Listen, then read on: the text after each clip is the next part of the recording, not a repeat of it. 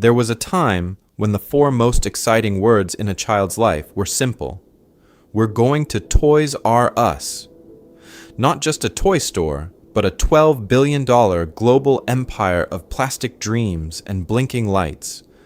The cathedral of childhood, where entire generations begged their parents to go, where birthday money and holiday wishes went to be transformed into action figures, video games, and bikes that looked like freedom. The giraffe mascot was on TV, the jingle was in every head, and the name alone could hijack a family weekend. On paper, it looked untouchable. Thousands of stores across the world, billions in annual sales, a brand that lived rent-free in the culture.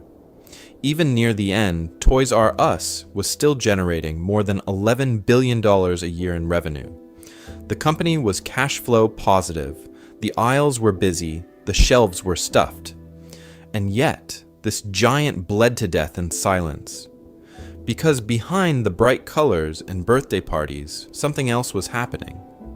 The money flowing in from customers was flowing straight back out to someone else.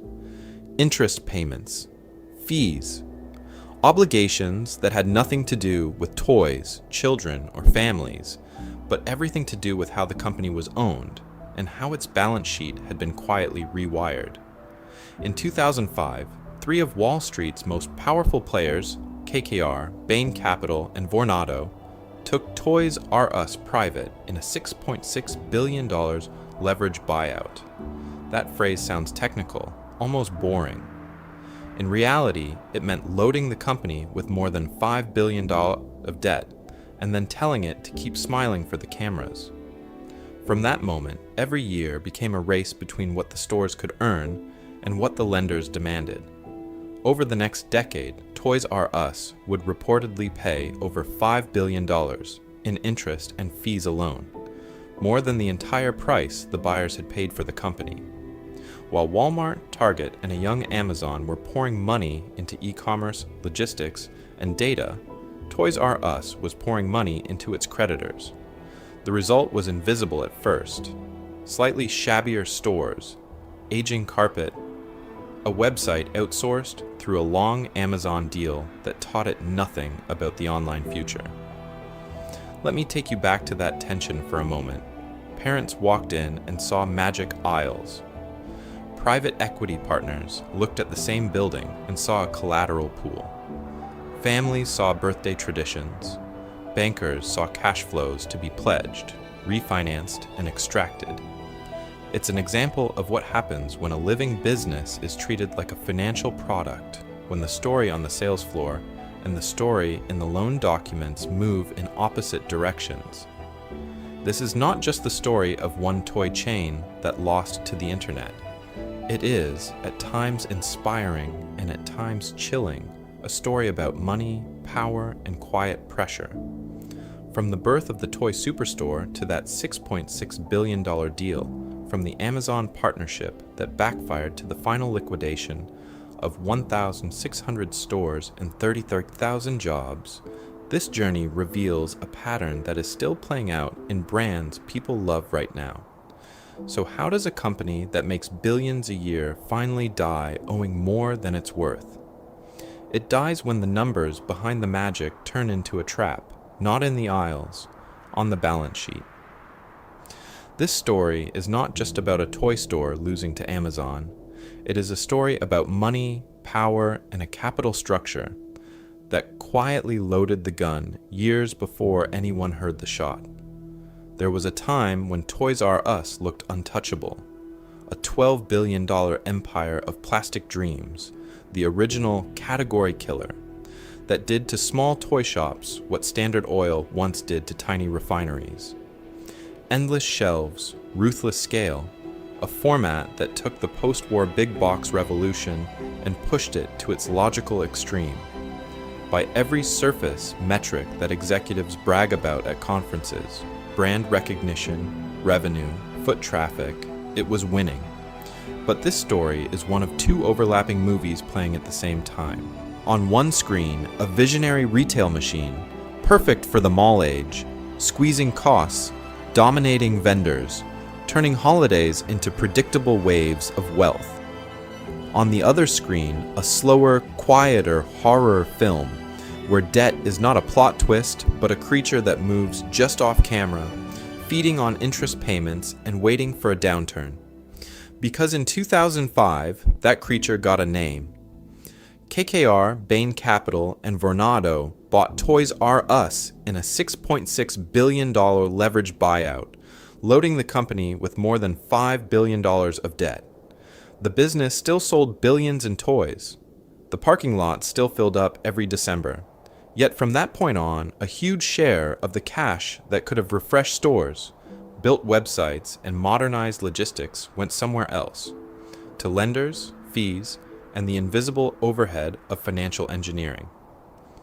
From 2005 to 2017, Toys R Us reportedly paid over $5 billion just in interest and fees, more than its entire purchase price, gone before a single new e-commerce warehouse was built. While Walmart and Target were pouring money into supply chains, while Amazon was quietly turning free shipping into a habit, Toys R Us had already outsourced its online future in a 10-year deal that made Amazon its exclusive toy seller.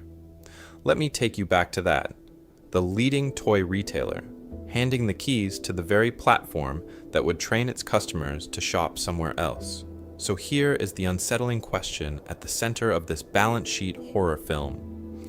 Can a company be successful in every way people see? Beloved brand, billions in sales, loyal families walking the aisles, and still be doomed by who owns it and how it is financed? It's an example of what happens when the scoreboard everyone watches is revenue, but the real game is being played in interest coverage ratios and refinancing deadlines.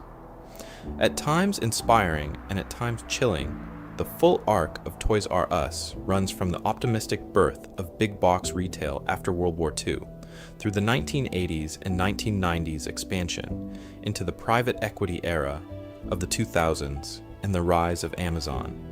Origin, rise, leverage, squeeze, collapse. And finally, the uncomfortable part. How many brands people trust today are quietly living the same life, smiling in the commercials while their balance sheets are already out of air? In the next section, that empire's rise begins. So let me take you back to 1945, not to a gleaming big box empire, but to a 22-year-old Army veteran coming home from war with no money, no brand, and no giraffe. Charles Lazarus had spent his service years listening to fellow soldiers talk about one thing they wanted when they finally got home: a family. There was a time when that sounded sentimental. To Lazarus, it sounded like demand. He looked at the numbers, at returning GIs, at suburbs about to explode, and made a cold prediction. The baby boom wasn't a blip, it was a wave. His story is one of seeing that wave before it crested and quietly positioning himself right under it. In 1948 in Washington, D.C., he opened a small store selling baby furniture, cribs, carriages, dressers, one-time purchases, solid, respectable. But something about the rhythm of that business bothered him. Parents would come in, spend real money on a crib, then vanish. The life event was huge. The repeat business was tiny. Then Lazarus noticed something strange. Those same parents started drifting back, not for another crib, but for smaller things, rattles, pull toys, games to keep a toddler quiet for 10 minutes. The furniture was a milestone. The toys were a habit. That was the key insight. Furniture anchored the nursery. Toys filled the years. Toys turned once-a-decade shoppers into once-a-month regulars, with birthdays, Christmas, and every minor tantrum creating new demand.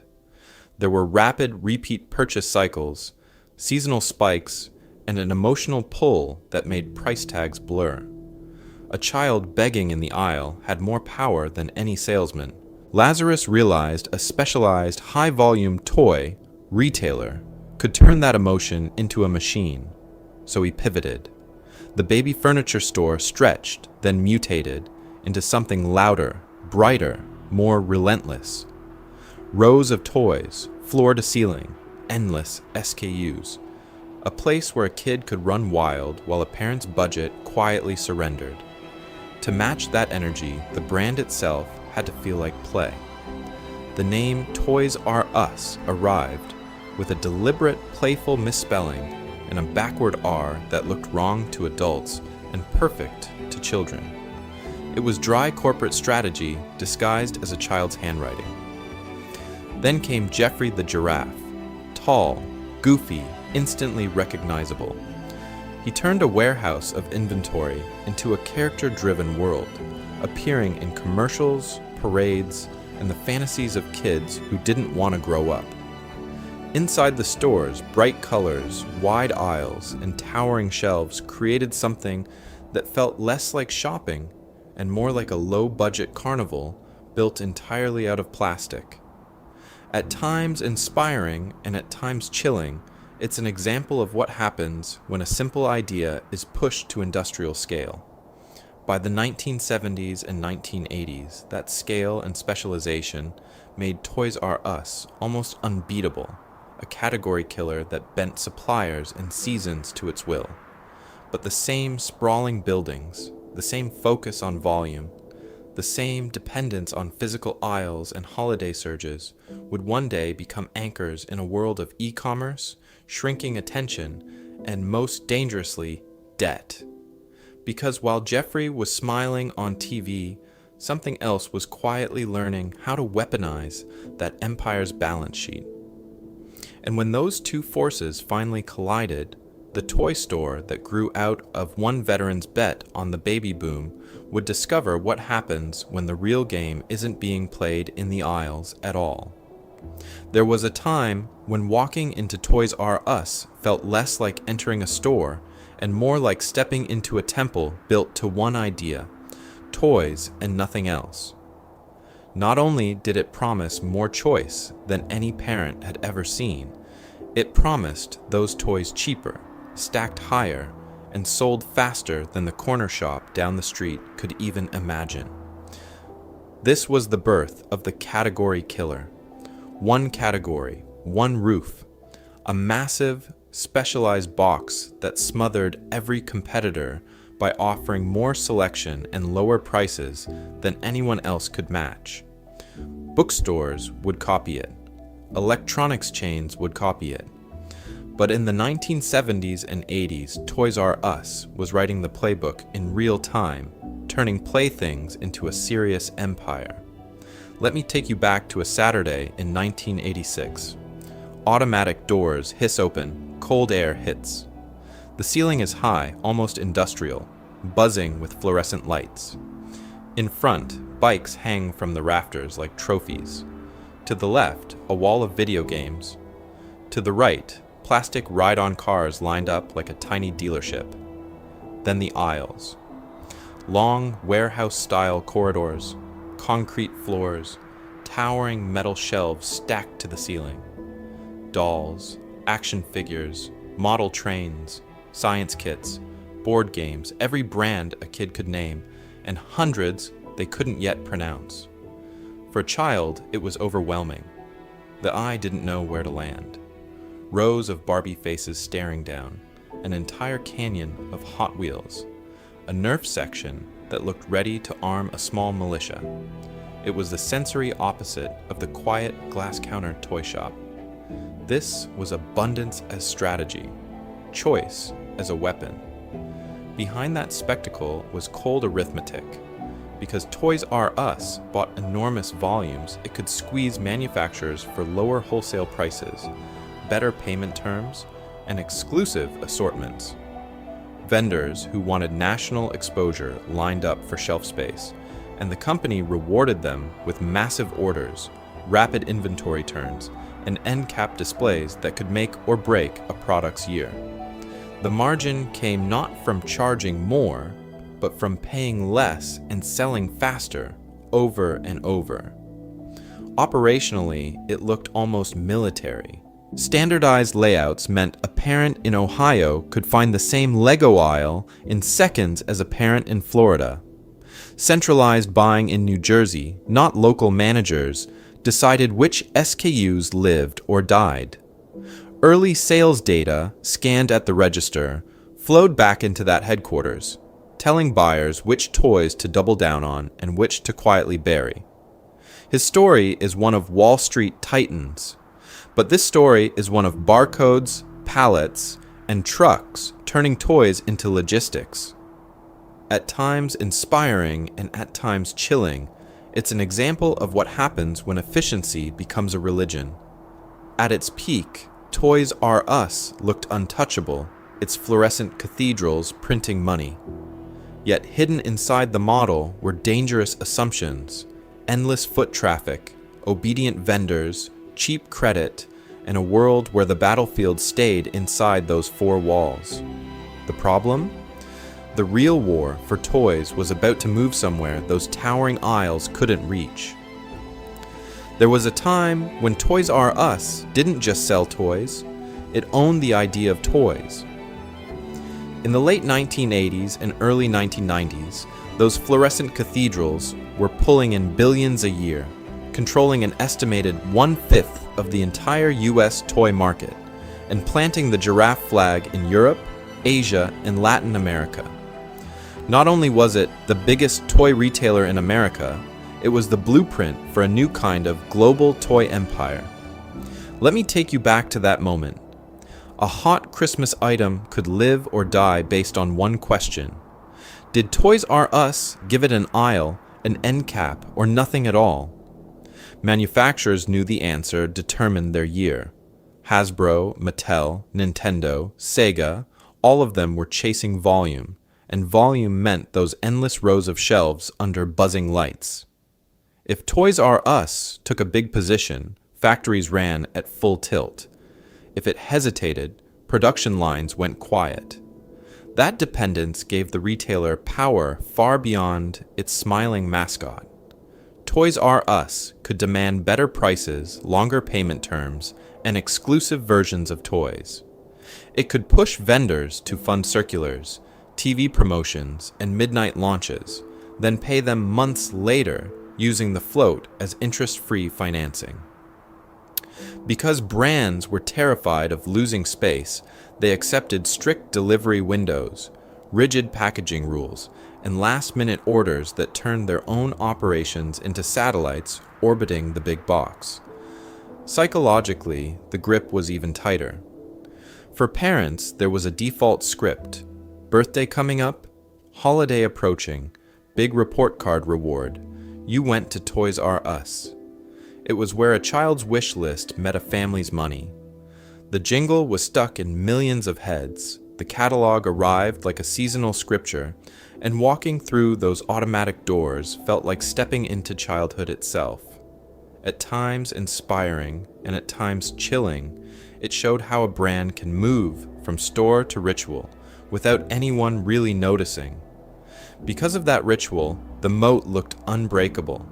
Kids begged to go there. Grandparents learned the layout by heart. New consoles launched there. Action figures debuted there. Saturday afternoons disappeared there. From the inside, it seemed like a self-reinforcing machine. More traffic, more leverage, more wealth, more expansion. But while Toys R Us was perfecting the theater of abundance, something quieter was happening down the highway. Walmart and Target were enlarging their toy aisles, not to build shrines to childhood, but to pull families through the doors. They treated toys as loss leaders, willing to sacrifice margin on Barbies and Game Boys to sell groceries, clothes, and everything else in the cart. Their goal wasn't to win toys, it was to win the entire trip. On paper, Toys R Us was still celebrating record sales, still talking about dominance. Yet just beyond those glowing signs, a different kind of giant was learning how to weaponize scale even more brutally, and it hadn't even shown its full hand yet. Then the camera cuts. No more giraffe mascot, no more purple walls, fluorescent lights, beige carpet, a cavernous conference room in Bentonville, Arkansas, where toys are not magic, they are math. There was a time when Walmart treated toys as a seasonal headache, a noisy aisle you tolerated for December and ignored by March. But in the late 80s and 90s, something shifted. Executives started running the numbers, projecting foot traffic, staring at charts that linked Hot Wheels and Barbies to milk, detergent, and school clothes. The realization was simple and ruthless. Toys might not bring much profit on their own, but they brought the entire family. So the question in that room was not, how do we win toys? It was, how do we win the trip? If undercutting Toys R Us on a Power Rangers figure meant a parent chose Walmart for the weekly run, that cheap toy became a weapon. The empire was groceries, apparel, pharmacy, electronics. Toys were just the bait at the front of the hook. Let me take you back to how dangerous that was. Walmart already lived on everyday low prices, already ran a logistics machine that treated pallets like pixels on a screen. They could flood stores with the season's hot toy, ship it through distribution centers optimized down to the minute, then sell it at or near cost. On some items, the margin was a rounding error. The gain was power over traffic. Toys R Us could run promotions. It could discount a few doorbusters, but it could not turn the entire toy category into a break-even loss leader across thousands of general merchandise stores and still sleep at night. Debt, leases, and a single-purpose model meant toys had to pay the bills. At Walmart, toys just had to open the door. Slowly, almost invisibly, habits began to erode. Parents in smaller towns grabbed a Lego set while buying cereal. A birthday gift got tossed into the cart next to frozen pizza. The special trip to the big toy warehouse became an exception instead of a ritual. No protest, no boycott, just quiet substitution, one Saturday at a time. Inside Toys R Us, the story was different. Sales were still in the billions. The brand still felt iconic. Executives still talked like specialist kings, convinced that a pure-play toy empire with endless aisles and expert buyers would always beat generalists dabbling in playthings. It was at times inspiring and at times chilling, that confidence, because it missed the point. When a giant treats your entire life's work as a side quest and still beats you on price, convenience, and parking, that is not a fair fight. It's an example of what happens when the battlefield quietly moves and the champion keeps swinging at the old spot. And while Walmart and Target pressed from one flank, something even quieter was forming on another. In Seattle, an online bookstore with no aisles, no carts, and no fluorescent lights was learning how to sell everything to everyone from nowhere in particular. Toys were not its first target, but they would not be its last. There was a time when every CEO in American retail could feel the internet coming like distant thunder and still convince himself the storm would pass.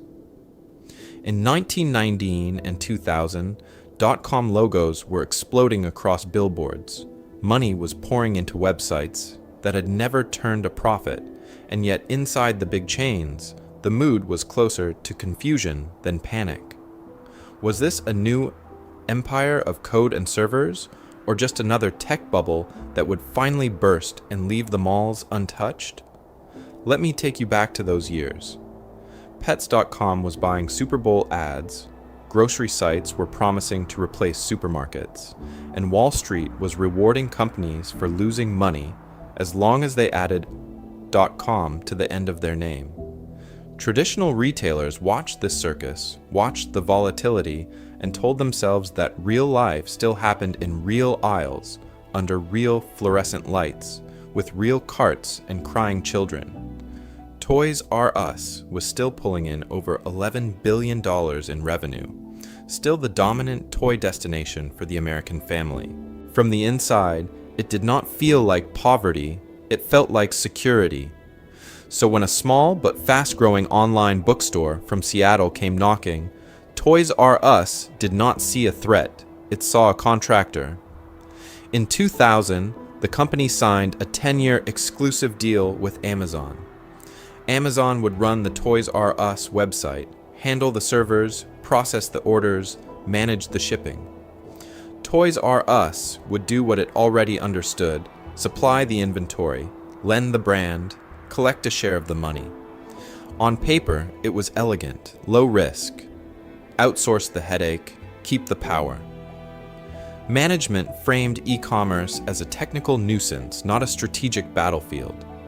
They believed the real game was still in big box locations and vendor relationships, and that partnering with an online bookseller was a clever way to dip a toe into the digital world without betting the company. It's an example of what happens when a business mistake hides inside what looks like prudent caution. To them, Amazon was a service provider, a glorified IT department with a shopping cart attached. But the hidden cost was brutal. By letting Amazon own the website, Toys R Us handed away a decade of learning. It never built its own data engine to see which toys spiked on Tuesday nights, which brands drove repeat visits, which promotions quietly rewired customer behavior. It never developed deep logistics talent for shipping one toy to one child at one address, thousands of times a minute. While Amazon experimented with warehouses, algorithms, and delivery promises, Toys R Us was frozen in time, renting out its future. His story is one of leverage and control, and here the leverage ran the wrong way. Year after year, Amazon learned the toy business from the inside, learned the rhythms of holiday demand, learned which products could be copied, undercut, or replaced. Toys R Us thought it had hired a helpful partner. In reality, it had begun training its most ruthless competitor. This wasn't just a partnership. It was the moment the executioner quietly stepped into the house, wearing the family colors. There was a time when Toys R Us thought it had outsmarted the internet. Let Amazon handle the messy digital future, while the toy empire kept raking in billions from its bright aisles and endless shelves. On paper, it looked efficient. In reality, it was handing the keys to its future to a partner that was already thinking like a predator. Amazon, hungry for growth and allergic to limits, didn't stay a polite middleman for long. As traffic surged, as parents flooded the site searching for dolls and game consoles, Amazon made a quiet decision. Exclusivity was bad for Amazon. It began letting other toy sellers onto the platform, letting competitors list the same products, undercut the same prices, and siphon away the very customers. Toys R Us thought it owned online. The exclusive gateway Toys R Us had paid for slowly turned into a crowded marketplace it couldn't control. Because of that shift, the illusion snapped. Toys R Us executives watched their supposed online flagship surrounded by rivals, watched search results that once led to their store now lead to dozens of merchants. The company reacted the way a proud, wounded giant reacts, with lawyers, press releases, and public outrage. It sued Amazon for breaching the contract, accused it of betrayal, and insisted that the deal had been clear. But underneath the legal language was a more chilling realization. This beloved brand, with all its wealth and history, had become dependent on a platform that owed it nothing. Let me take you back to 2004. After years of tension, a New Jersey court finally ruled Amazon had indeed violated the exclusivity terms, and Toys R Us had the right to walk away. It won the argument. It lost the infrastructure. Overnight, the company went from having a turnkey online presence to facing the cold reality that it would now have to build its own e-commerce operation, from websites to warehouses to logistics, at a moment when its rivals were already far ahead. While Walmart and Target were quietly integrating online and offline life, using stores as mini warehouses, building data systems that linked every aisle to every click, Toys R Us was starting almost from zero. It had to hire teams, build technology, and learn lessons its competitors had already paid for years earlier. The opportunity cost was enormous. Every holiday season spent catching up online was another season where consumer habits hardened around someone else's checkout button.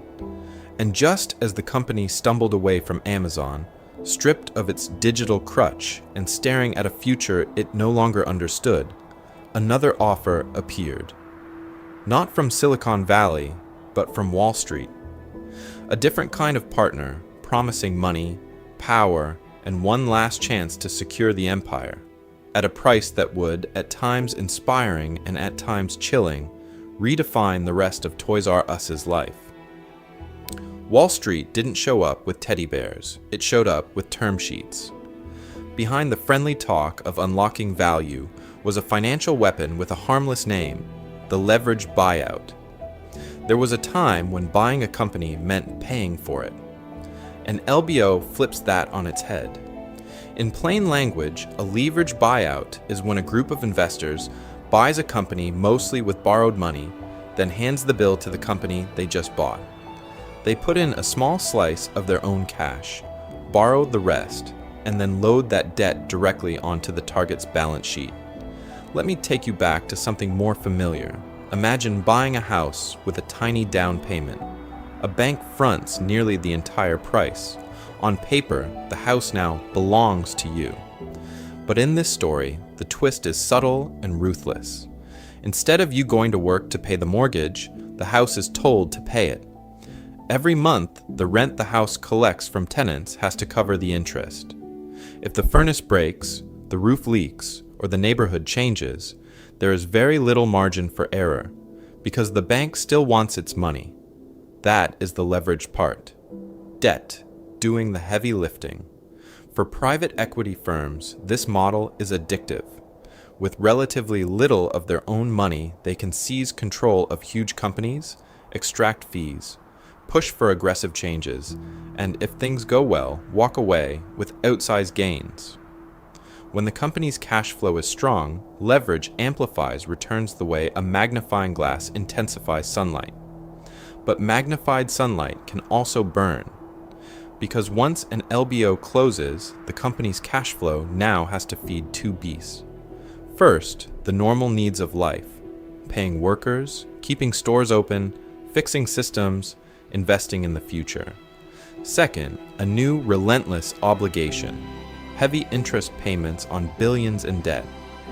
Every dollar sent to the lenders is a dollar that cannot go to e-commerce, new technology, or even fresh paint on the walls. Here is the pattern interrupt. Toys R Us was not a dying business begging for rescue.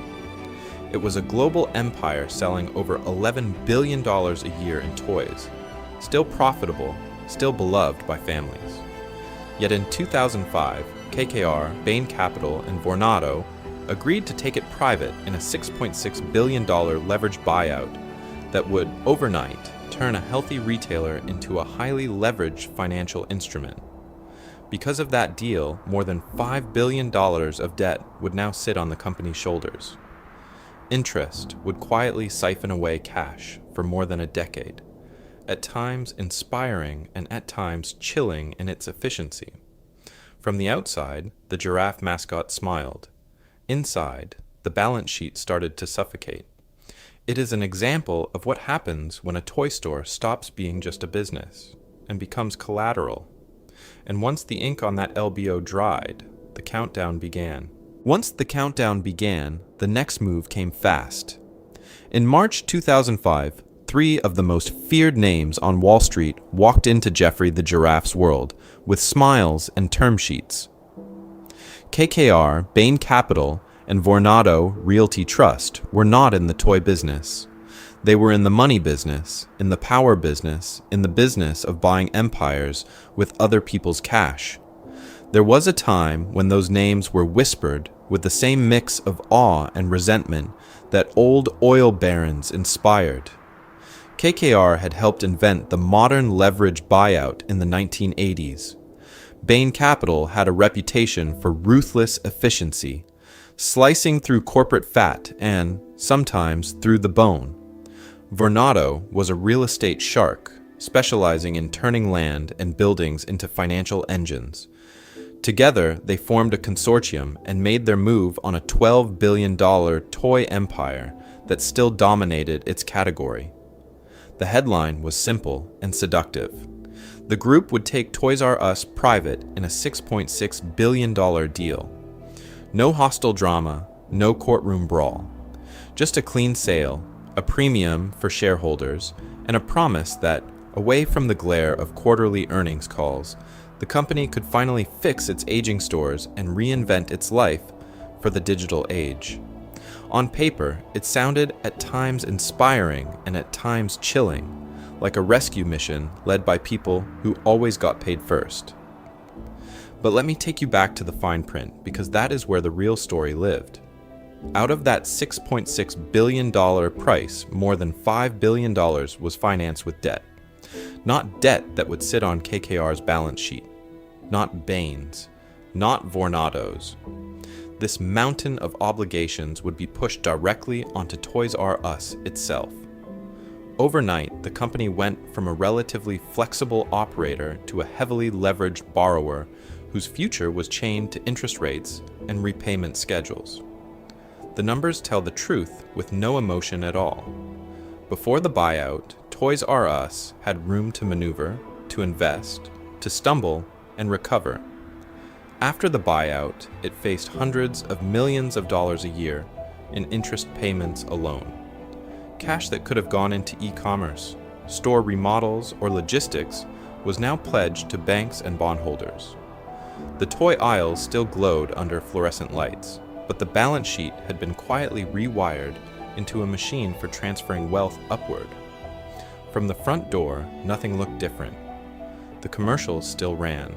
The jingle still promised a magical escape from ordinary family life, and children still dragged parents through those endless rows of plastic dreams. Yet, beneath the carpet and behind the smiling mascot, the financial DNA of Toys R Us had been altered. The company was no longer just a retailer. It was collateral, and the real countdown was how long the empire could survive under that invisible weight. From the outside, the empire still looked enormous. Billions in annual sales, thousands of employees, a brand every child knew by name. But once the leverage buyout closed, a quiet meter started running in the background, and it never shut off. Toys R Us had taken on roughly $6.6 billion of obligations, and from 2005 to 2017, more than $5 billion of the company's lifeblood went out the door in interest and fees alone. Think about that. Over 12 years, the chain paid lenders more than the entire purchase price of the business. Year after year, hundreds of millions of dollars that could have gone into brighter stores, modern systems, or lower prices were wired to banks and private equity funds instead. There was a time when cash flow meant expansion, experiments, new ideas. Now, a huge slice of every holiday season's profit was already spoken for before a single toy hit the shelf. On paper, the company was still powerful. In reality, it was being starved. Let me take you back to a typical year in that era. Toys R Us would generate more than $11 billion in revenue, then peel off perhaps $400 or $500 million just to service debt. That is money that could have gutted and rebuilt aging locations, could have funded a serious e-commerce push, could have hired engineers instead of more restructuring consultants. Instead, it vanished into the silent obligation column. The symptoms were visible to anyone who walked through the doors. Carpets went from bright to dingy. Shelving stayed tall, cluttered, and claustrophobic, while rivals opened cleaner, more curated layouts. Inventory felt random, hot items gone by mid-December, weird leftovers stacked to the ceiling in January. Marketing lost its edge, drifting from event television to generic circulars, while digital rivals tracked every click in real time.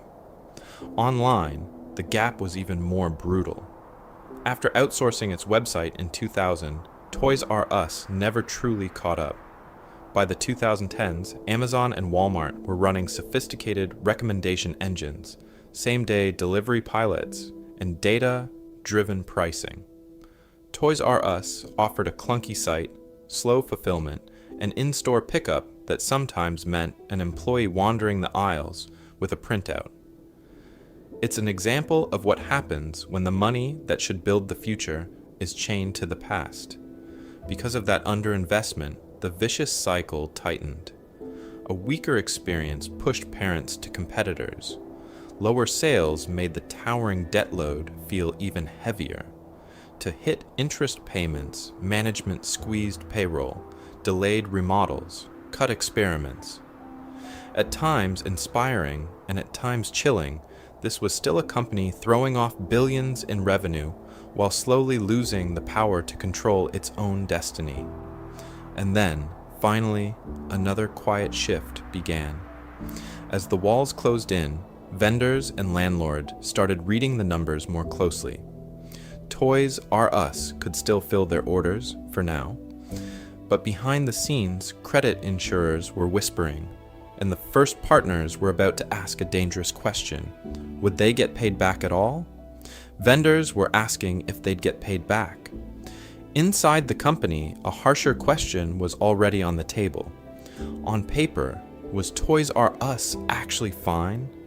There was a time when a quick glance at the income statement made the empire look alive. $12 billion in annual sales, shelves moving product, kids dragging exhausted parents through those endless aisles. Strip away the drama, and the core business still did something very simple. Buy toys wholesale, mark them up, sell them at scale, and generate operating profit. Before the debt, that engine threw off real money. Let me take you back to a simplified year in the life. Imagine one of those peak seasons, $12 billion in revenue. Cost of goods sold eats $8 billion. That leaves $4 billion of gross profit. Operating expenses, rent on thousands of big boxes, payroll for tens of thousands of employees, advertising, logistics, maybe another $3.2 billion. The result, roughly $800 million of operating income. On a basic profit and loss statement, that looks healthy. Not tech company spectacular, but enough to reinvest, remodel, and push into e-commerce. Then the bottom of the page hits back. Because of the leverage buyout, Toys R Us was carrying billions in debt. That meant interest expense alone could run to $400, $500, even $600 million a year. Add in fees, one-time charges, and the quiet erosion of aging stores, and the neat $800 million cushion shrank fast. In a good year, there was something left for net profit. In a bad year, the same operating performance could suddenly look like failure. This is the balance sheet trap. The stores could do their job. The employees could hit their sales targets. The brand could still have power with families. But the capital structure was ruthless. Debt service was a fixed obligation, not a suggestion. Those interest checks had to go out whether sales were booming or a recession hit, whether Amazon cut prices or a new console launch slipped by a quarter. Because of that, the company lost room to move. Competitors were pouring billions into online logistics, data systems, and sleek new formats. Toys R Us, at times inspiring and at times chilling, was using the same cash flow to pay yesterday's deal makers. It's an example of what happens when the past reaches forward and quietly handcuffs the future. Psychologically, the disconnect was surreal. Shoppers saw busy parking lots and assumed wealth. Floor managers saw long lines and thought the life of the company was safe. Executives, though, sat in meetings staring at covenants, leverage ratios, and looming maturities. They weren't just planning holiday promotions, they were planning refinancing lifeboats. Here's the uncomfortable pattern interrupt. A business can be operationally successful and structurally doomed at the same time. How many brands that still feel solid in your life, your favorite retailer, a restaurant chain, even a streaming service, might be living that same double story right now, profitable on the surface, while the balance sheet quietly tightens around their neck? There was a time when Toys R Us looked like the permanent king of childhood, a $12 billion empire of plastic dreams that seemed too big to threaten. But while the logo stayed bright and the aisles stayed full, the real battle for toys quietly moved somewhere else, into warehouses, algorithms, and invisible delivery networks. Let me take you back to the late 2000s. Walmart and Target were looking at the same world of strollers, action figures, and board games, but they were reading a very different future. They poured money into distribution centers, conveyor systems, and inventory software, knitting together stores and warehouses so that a box of Lego could move from factory to a kid's hands with almost no wasted motion. They funded data analytics teams, point-of-sale tracking and forecasting tools, then used that intelligence to decide which toys to stock, where, and at what price. Then they did something that seems obvious now, but was radical at the time. They started treating the website and the store as one organism. Order online, pick up in store. Reserve a hot holiday toy on your phone, grab it in the parking lot. Behind that simple promise was a brutal amount of capital spending, handheld devices for workers, upgraded inventory systems, redesigned backrooms, and entire supply chains tuned for omni-channel life. Meanwhile, Amazon was building something even more ruthless. It turned toys into a laboratory. Fulfillment centers spread across the map. Prime taught families to expect 2-day, then 1-day, then same-day delivery as a birthright. Recommendation engines quietly watched which dolls were viewed together, which games grandparents clicked and then abandoned, which brands spiked every Saturday morning after a new cartoon episode. Each purchase was another data point, another refinement to an algorithm that learned how to sell more, faster, cheaper. Because of that relentless investment, Amazon's toy operation became a machine. Predictive demand models, dynamic pricing, sponsored placements, and a shopping experience that followed customers from laptop to phone to living room echo speaker. It's an example of what happens when money, data, and patience all point in the same direction. Toys R Us lived in a different reality. Those billions in sales were chained to billions in debt. Interest payments soaked up cash that could have gone into new warehouses, better websites, or serious omni-channel strategy. Store remodels were delayed. Carpet faded. Shelves stayed tall and maze-like, while rivals experimented with brighter layouts, experiences, and integrated pickup counters. The online store existed, but it felt bolted on. A separate world with clunky navigation, limited visibility into store inventory, and none of the seamless promise families were quietly learning to expect elsewhere. Each year, the gap widened. Customer expectations drifted upward with every smooth Walmart pickup and every effortless Amazon delivery. Logistics efficiency diverged as competitors shaved minutes and dollars off every step, while Toys R Us drove the financial equivalent of a used car on bald tires. Brand relevance eroded. The name still meant toys, but not convenience, not speed, not modern life.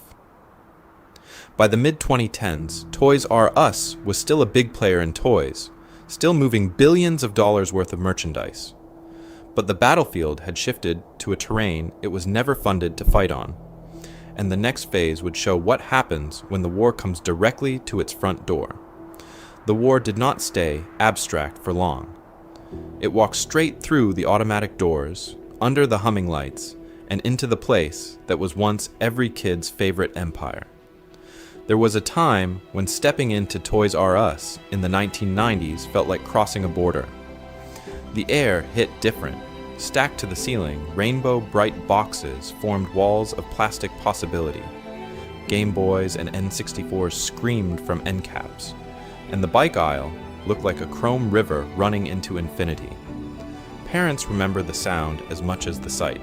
Squeaky carts, excited arguments, that low roar of 100 tiny negotiations about money, birthdays, and who deserved what. Now let me take you back to the same stores in the 2010s. The bones were identical, the feeling was not. The fluorescent bulbs were harsher, the carpets more stained, the once towering displays replaced by sagging shelves with random gaps. Outdated purple signage clung to the walls, like faded posters in a childhood bedroom that no one had bothered to repaint. The magic hadn't disappeared, it just felt cheap. Parents noticed first. A mother would walk in looking for a specific Lego set and find an empty slot, a sun-bleached tag, and no one in sight to ask. A father would wander 3 aisles before tracking down the one overworked employee covering toys, bikes, and babies at the same time. Kids noticed too, in their own way. They'd ask why the video game demo stations were broken, why the batteries near checkout were half opened, why the shelves looked like the day after Christmas. In August, these weren't random annoyances. They were the physical symptoms of a balance sheet disease. Because of the ruthless debt load from that 2005 buyout, every extra dollar of cash had a job. Pay interest, roll loans, keep the lenders calm. Fewer dollars meant fewer staff hours, slower repairs, delayed remodels. It meant patching leaky roofs instead of replacing them, swapping layouts once a decade instead of every season, and treating new experiences as a luxury the company could not afford. Meanwhile, competitors were quietly rewriting what a toy trip looked like. Target leaned into curated, Instagram-friendly aisles, lower shelves, clean sightlines, pastel end caps that made a 19 doll feel high-end. Walmart went the other way, stripping the romance and weaponizing price, turning toys into another battlefield in its low-cost empire. And Amazon turned the toy hunt into an endless scroll of thumbnails, reviews, and one-click promises, giving parents something Toys R Us never did: the feeling of control. It's an example of what happens when a brand lives off old wealth while its rivals invest in new power. The stores were aging, the debt was mounting, and on the surface, the company was still moving billions in toys. But behind those humming lights, one more pressure was building, quietly in the background. It would not come from kids or parents or even from Amazon. The next hit would come from the people who filled those shelves in the first place. Vendors were the quiet kingmakers of this empire, and in 2017, they started acting like the king might not make it through the winter. There was a time when toy makers would line up for a chance to be on those endless aisles, treating a Toys R Us purchase order like a golden ticket. Now, those same partners were reading balance sheets, calling bankers, and asking a colder question: who gets paid if this goes bad? Let me take you back to that final holiday run-up. On paper, the company still moved more than $11 billion a year in toys, but Hasbro, Mattel, Lego, and a long tail of smaller vendors had watched the debt pile, the missed investments, the headlines about restructuring. Their story is one of slow faith turning into fast fear. Credit insurance firms raised premiums, analysts whispered about a potential filing, and suddenly, every shipment of dolls, games, and action figures looked less like growth and more like a loan to a very tired borrower. The terms began to shift. Where Toys R Us once enjoyed generous net 60 or net 90 payment windows, suppliers started pushing for net 30, then net 15, and in some cases, cash on delivery, Not only did that strip away the float that had quietly funded day-to-day life, it forced a leveraged retailer to behave like a cash-rich one when it had anything but. A box of toys that used to be paid for after it was sold now had to be paid for before it even hit the shelf. That is how a liquidity crunch feels from the inside. Interest on billions of dollars still had to be paid. Rent still had to be paid. Payroll still had to be paid. And now, just to keep the shelves from looking like a going out of business sale, more money had to leave the building up front. It's an example of what happens when debt drains the oxygen. Every new demand from suppliers turns into a sprint for cash, and every sprint makes the company look more desperate. The feedback loop was ruthless. Rumors of financial stress made vendors nervous, so they tightened terms, which starved the company of working capital, which led to delayed payments, which then confirmed everyone's worst suspicions. At times inspiring and at times chilling, this is how a brand can still have demand, still have families walking through the doors, and yet feel poorer by the week. Because here is the chilling reality. Customers could still want toys, but without vendor trust, the shelves could not be fully stocked. Empty pegs and thin displays became the visible scar tissue of an invisible balance sheet. And as those gaps widened, another, even more powerful group began to worry that they might be the last ones left holding the bag. Those other, more powerful players were not kids, not parents, not even landlords. They were the quiet lenders hiding in plain sight, the companies that filled the shelves. In retail, the bank is often wearing a supplier badge. There was a time when this arrangement looked almost magical. A toy maker would ship millions of dollars of inventory to Toys R Us in October, let it sit on the shelves through Christmas, and only get paid weeks later. That delay is called trade credit. Ship now, get money later. On paper, it is an invoice. In reality, it is an unsecured loan, a silent line of credit that keeps the empire moving. Let me take you back to the core problem of any retailer. Inventory is not just plastic and cardboard. Inventory is cash, frozen on metal racks. If a chain had to pay cash up front for every action figure, every Lego set, every game console, it would run out of money long before the holiday rush ever hit. Trade credit melts that ice. Generous terms turn dead shelves into a living balance sheet, where suppliers effectively finance the store's life in exchange for access to its customers. Because of that, trade credit is not a side detail. It is the bloodstream. It decides how deep a store can stock, how wide a selection it can offer, how boldly it can run promotions. When vendors are confident, they extend longer terms, ship more volume, tolerate delays, and the whole machine feels effortless. When that confidence fades, everything reverses, and the same machine becomes ruthless. Confidence, not contracts, is the real collateral. As long as suppliers believe they will be paid, they keep lending working capital without asking too many questions. Once they start asking those questions, the terms tighten. Net 60 becomes net 30. Net 30 becomes cash on delivery. Suddenly, the retailer has to pay today for goods it will not sell until next month.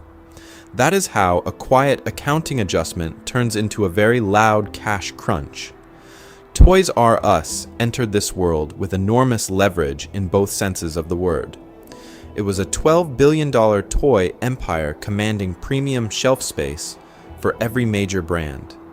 But after the 2005 buyout, its balance sheet was also loaded with billions of dollars of debt. That meant every holiday season, vendors were not just betting on kids wanting toys. They were betting that the company could keep feeding its lenders and still pay its bills. It is an example of what happens when financial engineering rewires a relationship that used to feel like a partnership. Trade credit, which once amplified growth, now amplified fragility. And when that confidence finally cracked, it did not matter how beloved Jeffrey the giraffe was to kids.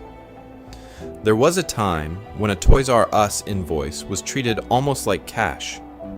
In September 2017, that illusion shattered. With more than $11 billion in annual revenue and a brand every parent recognized, the company marched into a New York courtroom and filed for Chapter 11 bankruptcy protection. On paper, this was not a funeral, it was a negotiation. Chapter 11 is the legal pause button of American capitalism, a way for a wounded empire to stop the clock on angry creditors, freeze most lawsuits, and try to rewrite the terms of its life while the doors stay open. The idea is simple. Keep the lights on, keep the money flowing, and convince lenders that a reorganized, slimmer Toys R Us will be worth more alive than dead. So the company told a careful story. Press releases insisted that all U.S. stores would remain open. Executives went on TV, reassuring families that Jeffrey would be there for the holidays, that shelves would be full, that gift cards were safe. At the same time, every headline carried the same brutal word in bold type: bankrupt. For parents, it was confusing. For employees, it was terrifying. For children, it was invisible, at least for the moment. Behind those calm statements, the scramble was ruthless. Filing for Chapter 11 meant Toys R Us needed new money immediately, a special lifeline called debtor in possession financing. That cash would decide whether vendors shipped the Christmas inventory or kept their distance. Let me take you back to that fall, buyers trying to lock in game consoles, hot dolls, and exclusive Lego sets, while lawyers negotiated interest rates and collateral. One side was thinking about end caps and toy trends, the other about recovery values if everything had to be liquidated. Because of years of strained relationships, vendors were jumpy. Some demanded faster payment, tighter terms, or guarantees before sending another truck. Others quietly cut back orders. The company still operated around 1,600 stores worldwide and employed tens of thousands of people. Yet every pallet of toys now depended on a judge's signature and a spreadsheet. It is an example of what happens when financial engineering reaches all the way down into whether a 4-year-old finds the one toy on that handwritten list. And yet, for a moment, it looks survivable. Billions in revenue were still coming through the registers. A streamlined balance sheet, some store closures, a serious e-commerce investment plan. On paper, there was a path. His story is one of companies that look dead and then finally claw their way back. But this time, just as the holiday rush approached, one more shock was about to arrive, from a place management least expected, and it would turn a painful restructuring into a total liquidation. The shock didn't come from a rival's new website or a viral toy trend. It came from the people who controlled the money. As the holidays approached, the banks and hedge funds that had once treated Toys R Us like a safe bet suddenly flinched. Vendors had already been burned. After the Chapter 11 filing, many of them shipped toys for the 2017 season, only to watch the company wobble. Insurance got more expensive, credit terms tightened, and by early 2018, big suppliers were quietly asking the same question. If more goods went out, would the money ever come back?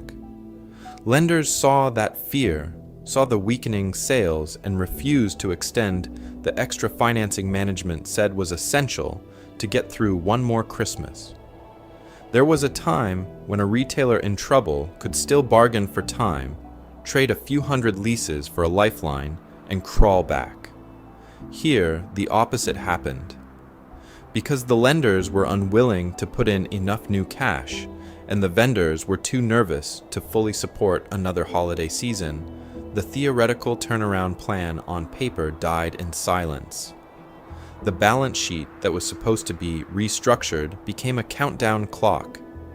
In March 2018, the clock hit 0.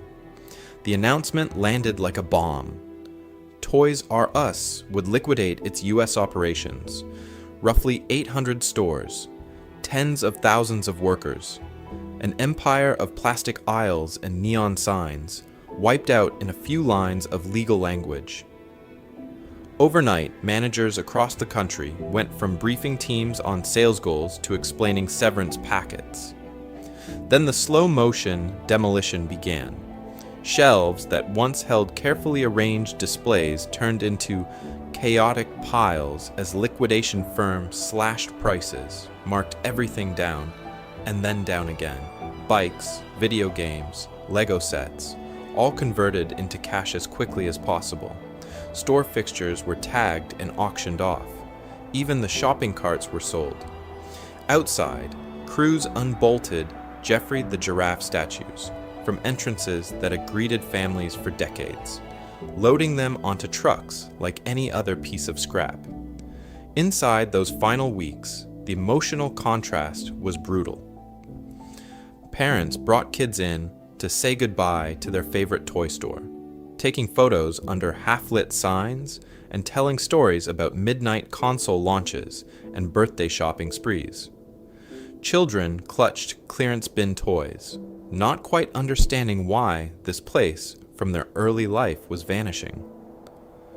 A few aisles over, employees packed up personal lockers, shredded old schedules, and watched co-workers of 20 or 30 years hug, cry, and walk out for the last time. Let me take you back to that image. Balloons still hanging from the ceiling, everything on sale, and yet the mood closer to a funeral than a bargain hunt. It's an example of what happens when a company's public story looks simple. Amazon killed it. While the real story, buried in court filings and fee schedules, is at times inspiring and at times chilling. Because when the doors finally locked and the lights went out, Toys R Us looked like just another victim of e-commerce. But the numbers reveal something far stranger about who really walked away with the money. So when the smoke cleared, the question wasn't just, how did Toys R Us die? It was, who got paid on the way down? Because buried under the headlines about a beloved toy empire collapsing was a cold, orderly system deciding exactly who would walk away with money and who would be left staring at an empty store and a final paycheck. In bankruptcy court, there was a time when the life of a company could be summed up in one brutal diagram: the capital stack. At the top sat the secured lenders, the banks and bondholders whose loans were backed by real assets, inventory, even the real estate under those bright, colorful stores. Below them, the unsecured creditors, vendors shipping toys on faith, landlords, service providers. At the very bottom, dead last in line, the equity holders, including the private equity sponsors who had engineered the deal in the first place. Let me take you back to the years when the business still looked alive from the outside. Toys R Us was doing over $11 billion in revenue, millions of families still walking the aisles, kids still begging for one more toy. Yet behind the scenes, the company was quietly wiring hundreds of millions every year to service that $5 billion plus debt load. Interest payments to secured lenders went out like clockwork. And on top of that, management fees and advisory fees flowed to the owners and their consultants, even as the stores grew shabbier and the website lagged behind rivals. Reports later showed that during their ownership, the private equity sponsors extracted hundreds of millions of dollars in monitoring fees, transaction fees, and interest-like payments to themselves and their affiliates. Because of that structure, every refinancing, every amendment, every strategic review was also an opportunity to charge the company more. The business was fighting Amazon, Walmart, and Target on the outside, while inside it was paying tribute to its own balance sheet. When the Chapter 11 filing hit in 2017, the logic of the capital stack became ruthlessly clear. Secured lenders negotiated to recover as much as possible from liquidation proceeds, intellectual property, and remaining assets. Unsecured creditors, including toy manufacturers who had shipped in good faith just months earlier, took heavy losses when the shelves were cleared out and orders vanished. Employees received limited severance, some health benefits cut off with shocking speed, their loyalty across decades reduced to a line item. His story is one of leverage, but this company's ending is also a story about power. Financial stakeholders used contracts, covenants, and collateral to secure what they could. Workers had memories, not liens. Vendors had relationships, not security interests. It's an example of what happens when a once profitable retailer becomes a vehicle for extracting cash rather than building for the future. And here's the part that should make every viewer uneasy. This wasn't a bizarre one-off. The Toys R Us collapse was at times inspiring and at times chilling precisely because it fit a broader pattern, one that would repeat across malls and main streets all over the country. The real question is how many more companies followed the same script, often years before anyone realized they were already doomed. There was a time when private equity sounded like something distant and sophisticated, a quiet corner of Wall Street where serious people moved money around and somehow made companies better. The Toys R Us story rips that curtain down. It shows, in slow motion, what happens when a standard financial playbook meets a fragile, low-margin retail empire that needed reinvention, not extra weight chained to its ankles. Let me take you back to the core strategy. The classic private equity move is simple in theory and ruthless in execution. Buy a company using a lot of borrowed money, pledge the company's own assets as collateral, then use its future cash flow to pay the debt down. While that's happening, cut costs, close weaker locations, optimize operations, maybe sell off real estate, and hope profits rise. If it works, the owners exit in a few years through a sale or IPO and walk away with outsized wealth from a relatively small slice of their own cash. In the right setting, it can actually work. A steady business with moderate debt, some fat to trim, and room to grow can survive the leverage and even thrive. Interest payments are manageable, investments in new technology still happen, and the pressure from lenders acts like a strict personal trainer, not a loan shark. The company emerges leaner, more efficient, and still has enough life left to justify the risk. But take that same template and drop it on a mature, low-growth retailer with thin margins and a storm of disruption on the horizon, and the math turns from aggressive to suicidal. Every dollar going to interest is a dollar not going to e-commerce, not going to data systems, not going to the kind of digital backbone that separates survivors from fossils. The playbook doesn't change. The world around it does. Toys R Us is the case study. In 2005, KKR, Bain Capital, and Vornado bought a company doing over $11 billion in annual sales and loaded it with around $6.6 billion in deal value and more than $5 billion of debt. From that moment, the business was living a double life. On the surface, a beloved toy store. Underneath, a financial machine obligated to send hundreds of millions a year to its lenders. Over the next decade, it would pay more than its entire purchase price in interest and fees alone. Here's the pattern interrupt. The core operations were still generating money. The brand was strong. Families still walked the aisles. Yet, the balance sheet was quietly bleeding it out. Heavy leverage collided with the need for massive digital reinvestment. To truly compete with Amazon, Walmart, and Target, Toys R Us had to pour cash into logistics, websites, and data. Instead, it mailed that cash to bondholders. So the uncomfortable question hangs in the air. Was the mission to build a stronger Toys R Us for the next generation, or to extract as much financial value as possible before the music stopped? His story is one of ambition. This one is about ownership.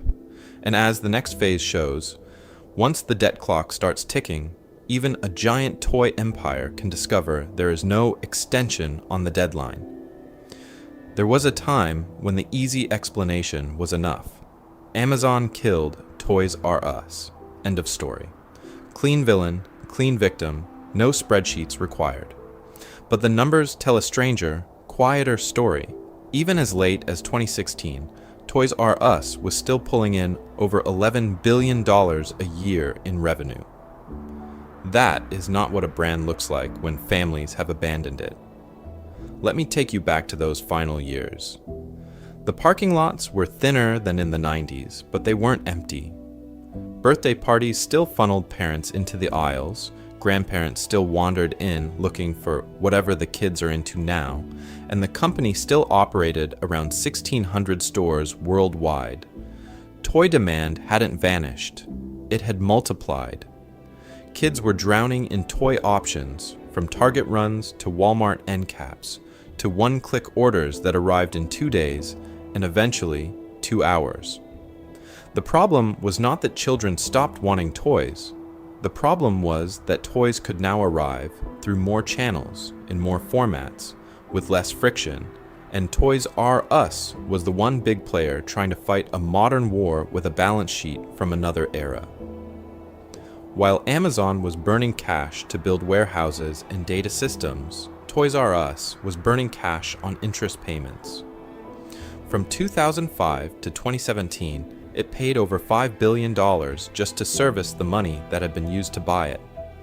Imagine the alternate timeline. A less leveraged Toys R Us looks at its aging real estate and has options.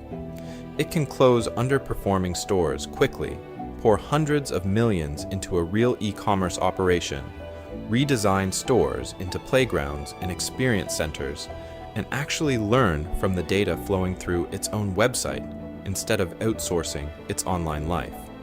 It can treat that $11 billion revenue stream as fuel for reinvention, not as collateral for lenders. But that is not the story that played out. Because of the debt, every normal headwind hit like a hurricane. Slightly weaker holiday sales? Now the interest coverage ratio tightens. A new wave of price competition from Walmart?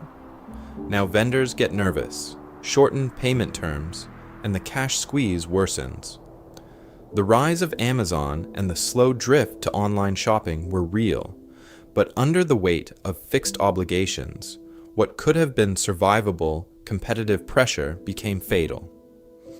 It's an example of what happens when leverage quietly turns business challenges into existential threats. So, when the end finally came, it wasn't because toy demand disappeared, or because parents woke up one morning and decided the brand had no place in their family life. The empire still had customers. What it lacked was flexibility. And that pattern, healthy demand, lethal leverage, is not unique to one chain of toy stores. It is already shaping the future of grocery brands, gym chains, pharmacies, and the mall names that seem permanent, right up until the day the debt clock runs out. That future is already written in other logos. There was a time when the American mall felt immortal, when you could walk past a glowing Sears sign, a Payless 2 doors down, and a giant Sports Authority at the edge of the parking lot and assume they would outlive you. Not only were these chains household names, they were once money machines, throwing off cash, employing tens of thousands, anchoring entire communities. Then the leverage came. Let me take you back to Sears. This was not just a store, it was a life soundtrack. Catalogs in the mail, appliances in the kitchen, tools in the garage. At its peak, it was the largest retailer in the United States. A kind of proto-Amazon with real estate attached. But after a merger with Kmart and years of financial engineering, huge parts of its empire were peeled away into a separate REIT. The company sold its own land and then rented it back, turning solid ownership into rising rent checks. On paper, that unlocked wealth. In practice, it meant aging stores, leaking roofs, and almost no money left to fight online rivals. Sports Authority followed a similar script. Private equity buyers loaded it with debt, squeezed out fees, and left the chain servicing interest while trying to sell discounted treadmills in cavernous, half-empty boxes. Because so much cash went to lenders, CapEx was delayed, websites lagged, and the brand that once promised power and performance began to feel tired. When sales finally slipped, there was no cushion. The result was liquidation, not reinvention. Payless Shoe Source? Same movie, different costumes. Cheap family footwear, huge footprint, loyal budget-conscious customers. Then a leveraged buyout, then another. Each round added obligations. Each round demanded that more of tomorrow's cash flow be promised today. Stores went unrefreshed. E-commerce remained an afterthought, and rent plus interest quietly outran the value of the shoes on the shelves. It's an example of what happens when financial returns are maximized while the actual business is slowly starved. The pattern is at times inspiring and at times chilling. Inspiring because financial engineering can make ordinary investors rich very quickly by extracting value from real estate, tax structures, and balance sheets. Chilling because the same moves that delight owners in the short term often leave workers, suppliers, and customers standing in the rubble a decade later. Leverage amplifies everything. When sales are strong, returns look magical. When the tide goes out, the debt does not forgive. And here is the uncomfortable part for the audience. If this was the script behind yesterday's bankruptcies, what does it say about the chains people still walk into every week? The grocery store with a new private equity owner, the gym locked into a 20-year lease, the pharmacy paying more in rent than it earns in profit. Somewhere, right now, a familiar brand is making its numbers, paying its interest, and quietly running out of future. The only question is which logo discovers, too late, that the toys and shoes and treadmills were never the real master. The debt was. And the unsettling part is this: the red flags are almost never hidden. They're printed in plain English, announced on earnings calls, whispered in real estate filings. There was a time when only Wall Street cared, but now this is the language that decides whether your favorite Saturday errand survives the decade. So where does someone actually look? Start with the headline phrases that sound impressive and bloodless at the same time. Leverage buyout, take private deal, sale leaseback transaction, activist investor pushes for financial optimization. When those hit the news around a consumer brand, that's the moment to lean in.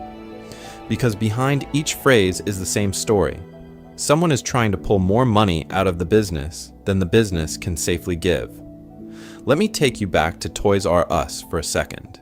In 2005, a $6.6 billion leverage buyout rewired its life. The new owners paid for the empire with borrowed money, then left the company carrying roughly $5 billion of that debt. On paper, the deal looked brilliant. In practice, it meant billions in interest and fees before a single Lego set left the shelf. The math has its own warning lights. One of the simplest is debt to EBITDA. Think of it as, how many years of current operating profit would it take to pay this off if every dollar went to the lenders? A ratio of 2 or 3 is cautious. 4 to 6 is aggressive. When a retailer drifts into the high single digits in a disrupted industry, it's an example of what happens when financial engineering becomes a slow-motion execution. Then watch the verbs: repeated refinancing, extending maturities, exploring strategic alternatives for the capital structure. Those phrases usually mean the same thing. The company cannot comfortably pay what it owes, so it keeps kicking the can and paying fees for the privilege. Articles start mentioning debt burden and capital structure challenges with ritual politeness. Translation: the balance sheet is in charge now. But the balance sheet eventually shows up in the parking lot. Aging signs that never get replaced, faded carpet, half-empty shelves, fewer workers on the floor, running harder than ever. The brand is still popular, the store is still busy, yet everything feels tired, like a family living off credit cards while insisting nothing has changed. That was Toys R Us in its final years, billions in revenue, but too starved for cash to reinvent itself, while Amazon, Walmart, and Target quietly built the future. To be clear, leverage itself isn't evil. Debt can amplify growth, fund new locations, accelerate a winning model. But extreme leverage strapped to a business already under attack from e-commerce or changing habits is at times inspiring and at times chilling.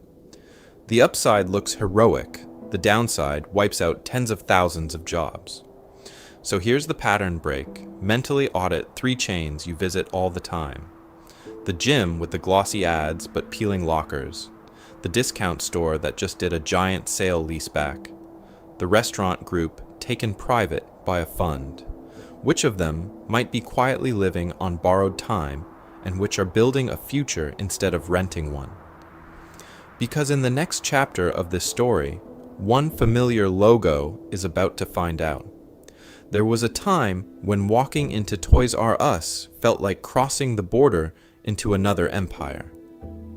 Now let me take you back to what it felt like behind the scenes when that empire was being held together with spreadsheets, memos, and quietly desperate managers. On paper, the company was still moving more than $11 billion a year. In the break room, the store manager was being told to cut 2 people from Saturday night. Payroll budget down. Again. Same sales targets. Again. Because of the heavy debt layered on in 2005, every extra dollar of cash had somewhere else to go. Interest, fees, more interest. So the manager walked the floor alone at closing, zoning half-empty aisles, taping up a cardboard sign where a branded display used to stand, hoping customers wouldn't notice the missing shine. Because of that squeeze, life inside the stores became a story of doing more with less than less with less. Inventory shipments came in thinner with odd gaps. One week, there were 6 pallets of a fringe collectible nobody had asked for. The next week, the hot holiday toy arrived in a single, lonely case. Corporate still sent down glossy planograms, but the reality was bare shelves filled with facing after facing of whatever happened to be in the back. Managers were told to drive conversion and maximize basket size, while quietly being denied the tools to do it. Frontline workers felt the contradiction in real time. Customers walked in with their kids, eyes wide, talking about childhood memories, about how this place had been part of their family traditions. At the same moment, the staff had just read a memo about strategic alternatives and restructuring efforts, written in the calm, bloodless language of people who did not have to work Black Friday with a skeleton crew. It's an example of what happens when money and power sit in a different zip code than the people who actually turn on the lights. Under that mountain of leverage, corporate decision-making changed flavor. There was a time when a retailer of this size might have experimented with new store formats, in-store events, risky partnerships, a real e-commerce push. Instead, short-term cash preservation ruled. Capital expenditures were trimmed, remodels delayed, pilot programs shelved. A digital project that might pay off in 5 years lost every time to a payment that was due in 5 days. The company was still alive, but the future was being pawned quarter by quarter. For employees, the emotional toll was quiet but relentless. His story is one of abstract finance, Mo. Their story was missed birthdays, second jobs, and explaining to a 7-year-old why mom's hours got cut right before Christmas.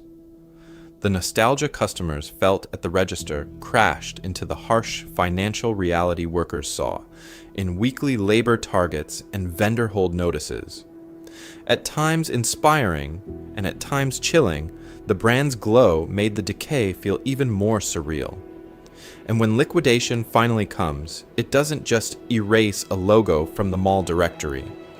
It sends thousands of careers, landlords, suppliers, and whole communities into shock, all at once.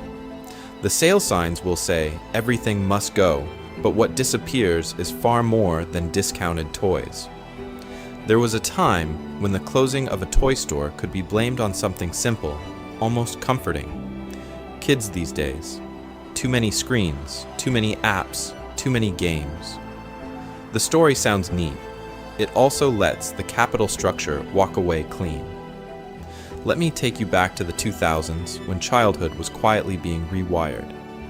After school, kids weren't just racing down plastic aisles. They were logging into Club Penguin, grinding levels in Halo, begging for Nintendo DS cartridges and later Fortnite skins. Tablets crept into living rooms, phones into backpacks, and the competition for attention became brutal. Not just against other toy chains, but against the entire digital universe. And yet, the money flowing through play didn't vanish. It shifted. Global toy sales stayed in the tens of billions. Parents still lined up for holiday must-haves, still filled carts for birthdays, still treated toys and games as a language of love and family ritual. The categories morphed. More electronics, more collectibles, more movie tie-ins, more hybrid experiences that blurred physical and digital. The desire to give, to play, to escape never really went away.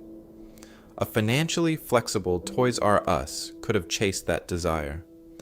Imagine a chain with low debt and high nerve turning those cavernous stores into loud, glowing playgrounds. In-store gaming zones with tournaments every weekend, demo stations for the latest consoles, build your own robot corners, YouTube creator merch walls, partnerships with Minecraft, Roblox, or whatever world kids were disappearing into after homework. Not just rows of boxes, but a live showroom for childhood itself. That version of the empire might have shrunk some footprints, closed dead malls, and poured cash into a sleek online platform that actually learned from Amazon instead of outsourcing to it.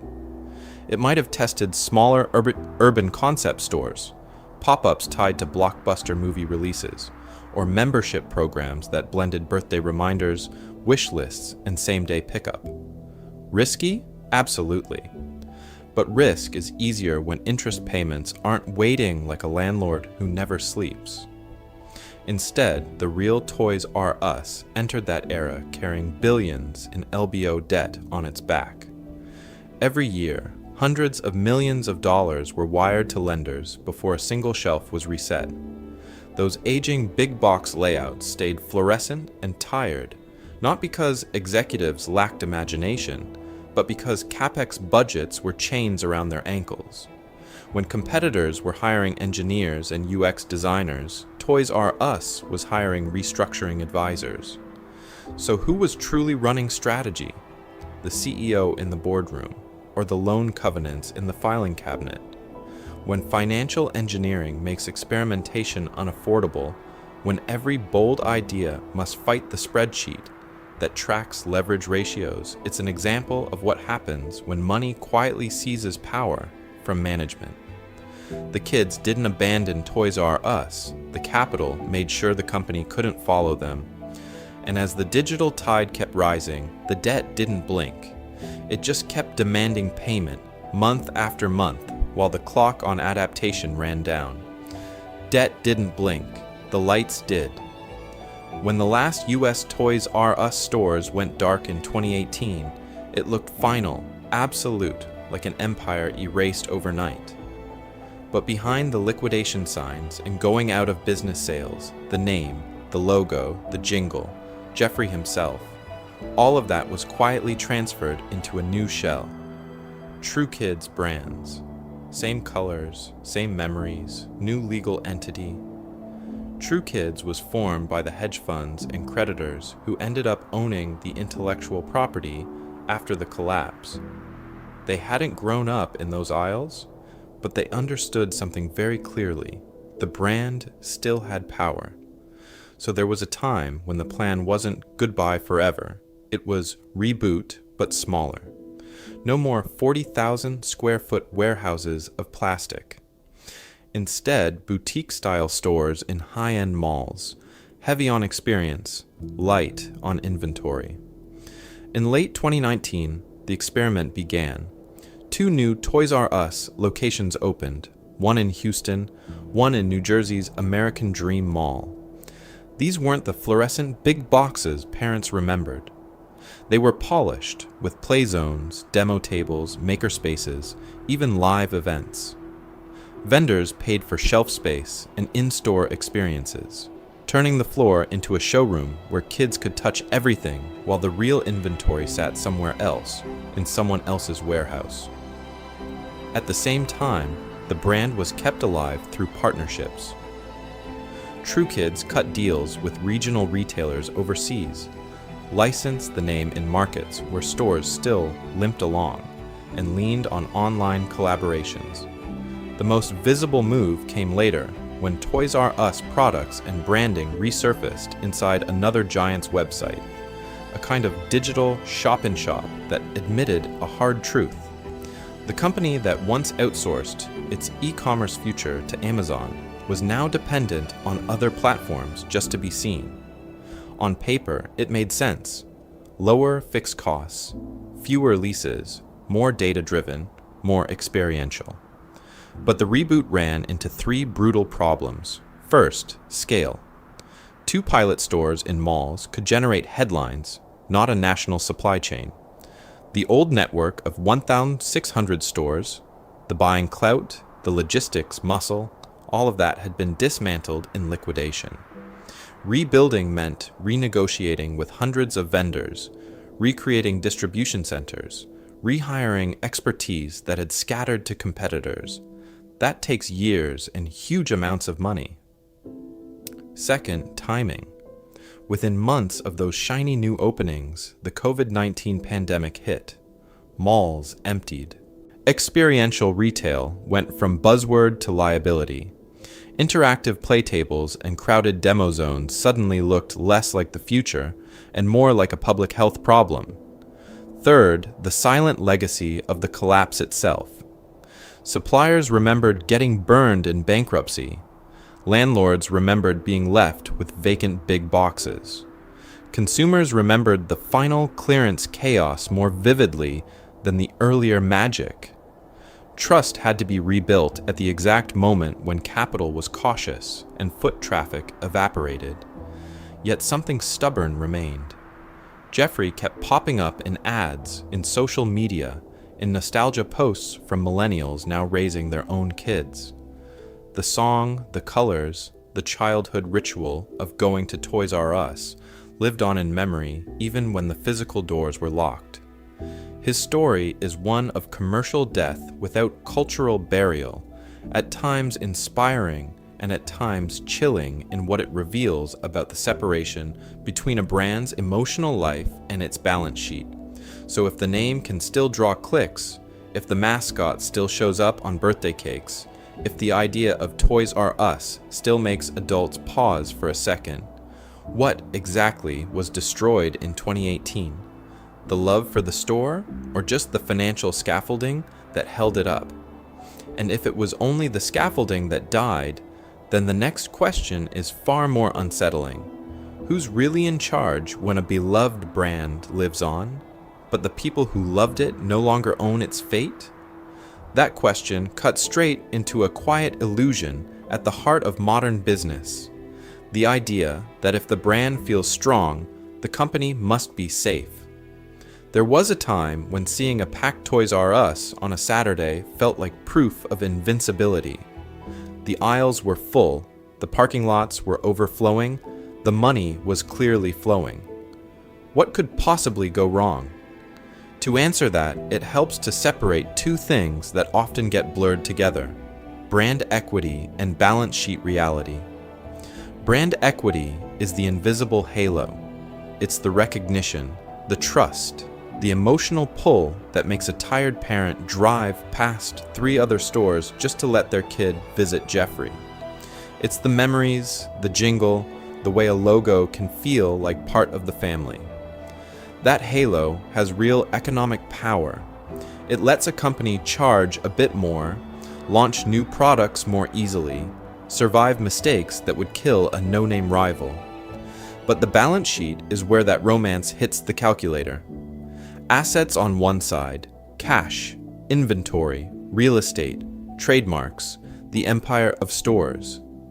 Liabilities on the other, rent, pensions, and in the case of Toys R Us, a mountain of debt that never slept. The difference between those two piles is not a feeling, it is a number, and that number decides who actually owns the future. Let me take you back to the mid-2010s. On the surface, Toys R Us still looked powerful. In 2016, it was pulling in more than $11 billion in sales. Millions of kids still begged to go. The brand equity was intact, at times inspiring and at times chilling in how deeply it reached into childhood. Yet behind the scenes, the balance sheet told a different story. After the 2005 leverage buyout, the company was dragging around more than $5 billion of debt and had already paid over $5 billion just in interest and fees. Those payments were ruthless. Every year, hundreds of millions that could have gone into modern stores, better websites, and faster logistics were wired out to lenders instead. While Walmart, Target, and Amazon poured money into e-commerce and data, Toys R Us was patching roofs and arguing with creditors. The brand remained a household name. The financial body underneath was being quietly starved. Here's the pattern interrupt. When liquidation finally came, the brand didn't die. It went on the auction block. Toys R Us as a name, the jingle, Jeffrey, the domain, the trademarks, could be sold or licensed to whoever wrote the biggest check. Brand equity turned into an asset line item, useful, valuable, but utterly unable by itself to erase a decade of compounding interest. It's an example of what happens when popularity and nostalgia are mistaken for safety. The next time a beloved company hits the headlines, the better question isn't how loud the fans are, it's what the balance sheet looks like when the cheering stops. There was a time when the post-mortem on Toys R Us sounded almost comforting. The story went like this: nothing mysterious, nothing sinister, just the cold march of history. Amazon rose, kids got tablets, parents went to Walmart for one-stop shopping, and the old toy empire simply aged out of relevance. The market killed it. End of story. That line became the standard defense from the private equity owners and their lenders. Not only was Toys R Us facing Amazon, it was squeezed by Target, by Walmart, by changing birth rates and changing tastes. A giant big box chain built for the 1980s, trapped in long leases, lumbering while the world went digital. In this telling, the buyout in 2005 wasn't a bullet. It was a rescue attempt that just arrived too late. And to be fair, there was a time when the warning signs were already flashing. Years before the leveraged buyout, Toys R Us had handed its online life to Amazon in that exclusive 10-year deal. While rivals were learning e-commerce the hard way, Toys R Us was paying Amazon to learn it for them. The company moved slowly on store upgrades, underreacted to early online threats, and let competitors train a new generation of parents to expect free shipping instead of fluorescent aisles. So yes, the business missed key strategic moves. Yes, the world was turning. But now let me take you back to 2005, when KKR, Bain, and Vornado walked in and rewired the balance sheet. They took a retailer already facing headwinds and loaded it with over $5 billion of debt. From that moment, every quarter became a race. Make enough money to pay the interest, then try to fund the future with whatever crumbs were left. Because of that leverage, the company reportedly paid more than $5 billion in interest and fees over the next decade. That is not a rounding error. That is an entire second purchase price, burned just to stand still. While Amazon and Walmart were pouring cash into logistics, data, and online experience, Toys R Us was sending hundreds of millions a year to creditors, then wondering why its stores felt tired and its website felt like an afterthought. So the real question isn't whether the market was changing. It's whether that level of leverage made any sense given those known risks. Retail was already a battlefield. Margins were thin, trends were volatile, and e-commerce disruption was obvious to anyone reading a newspaper. Loading a chain like that with a debt load that left almost no margin for error wasn't neutral. It was a bet that the company would thread a tiny needle year after year without a single major shock. Here is where incentives quietly shape the narrative. If the owners admit the capital structure was reckless, they are not just blaming fate, they are blaming their own model. It is much cleaner to say the market did it, that no one could have saved this brand, that Amazon was an unstoppable force. It turns a design choice into an act of nature. But his story is one of cause and effect, not fate. Toys R Us did face brutal competition, yet it was the combination of strategic mistakes and crushing leverage that left it unable to adapt. At times inspiring and at times chilling, it's an example of what happens when a still profitable company is asked to carry more debt than its future can reasonably support.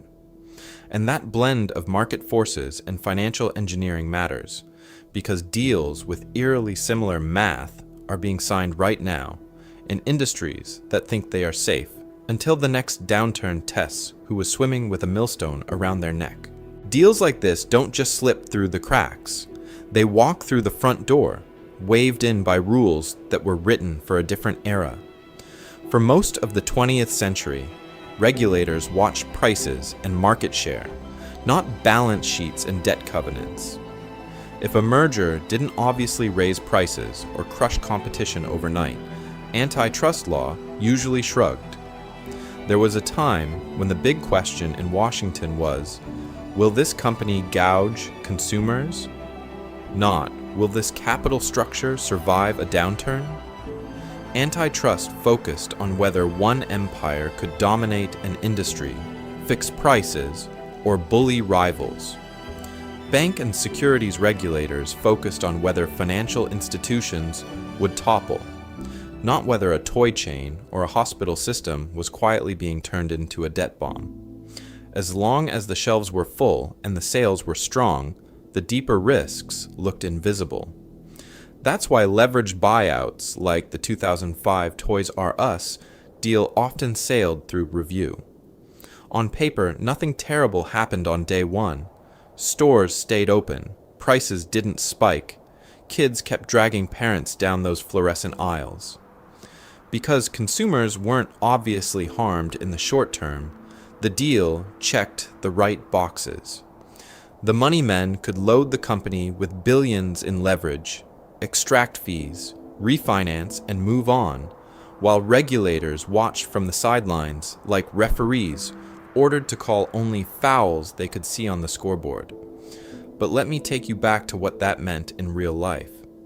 From 2005 to 2017, Toys R Us paid more than $5 billion in interest and fees.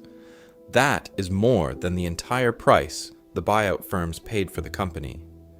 Every dollar going to debt service was a dollar not going to e-commerce, to modern logistics, to fresher stores.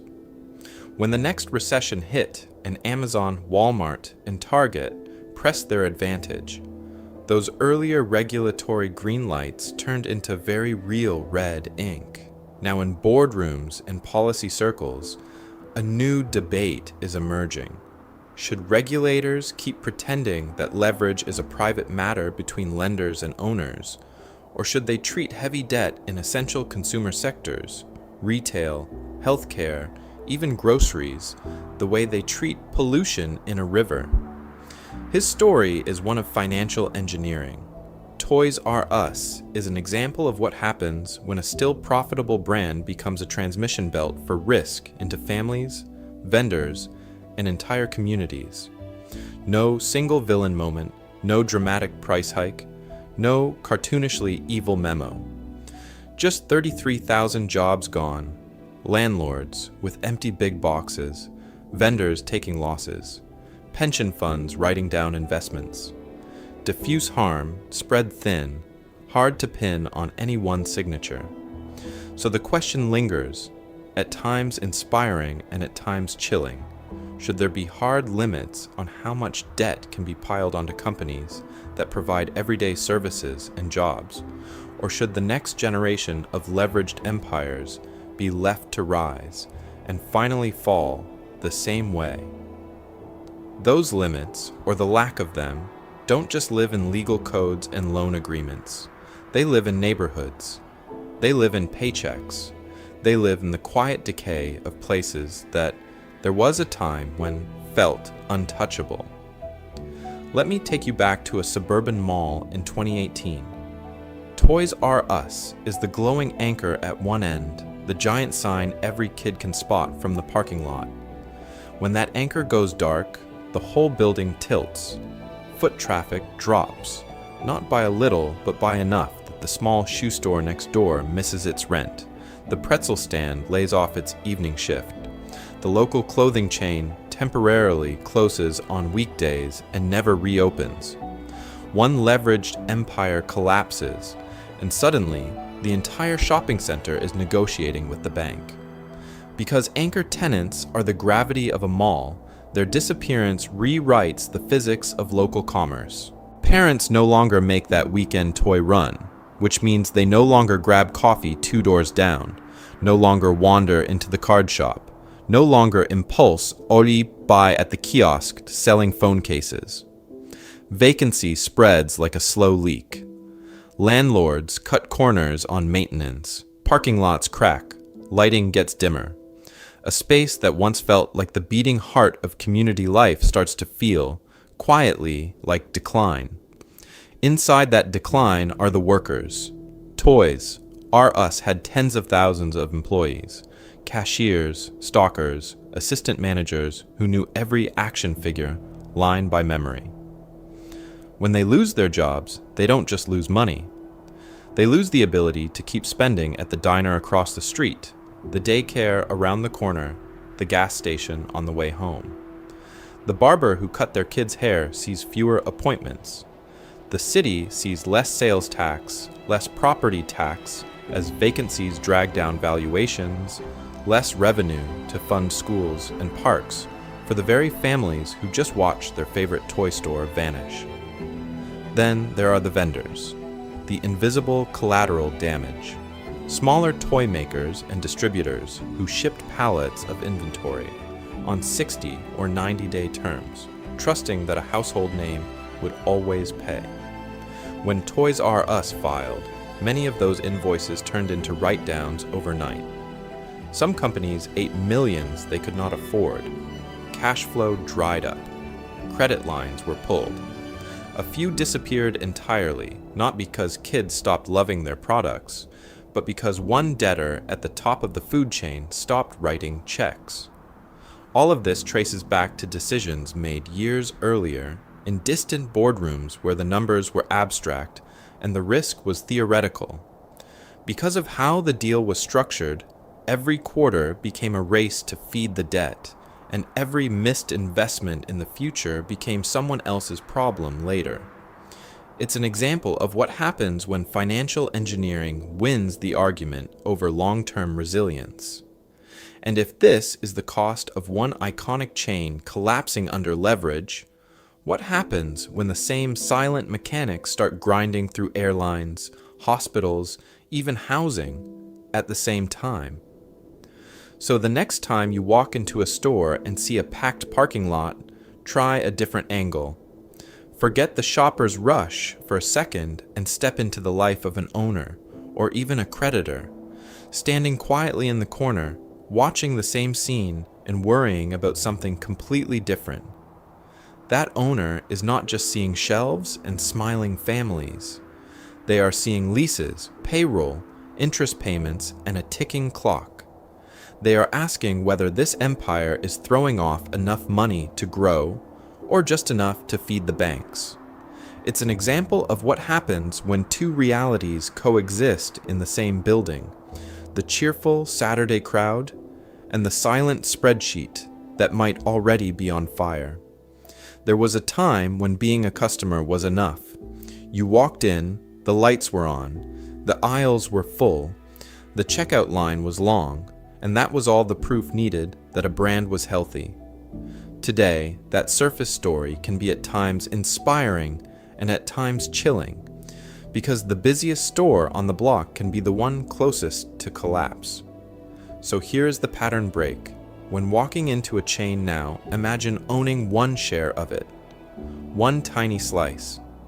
Ask 3 simple questions. Who actually owns this place?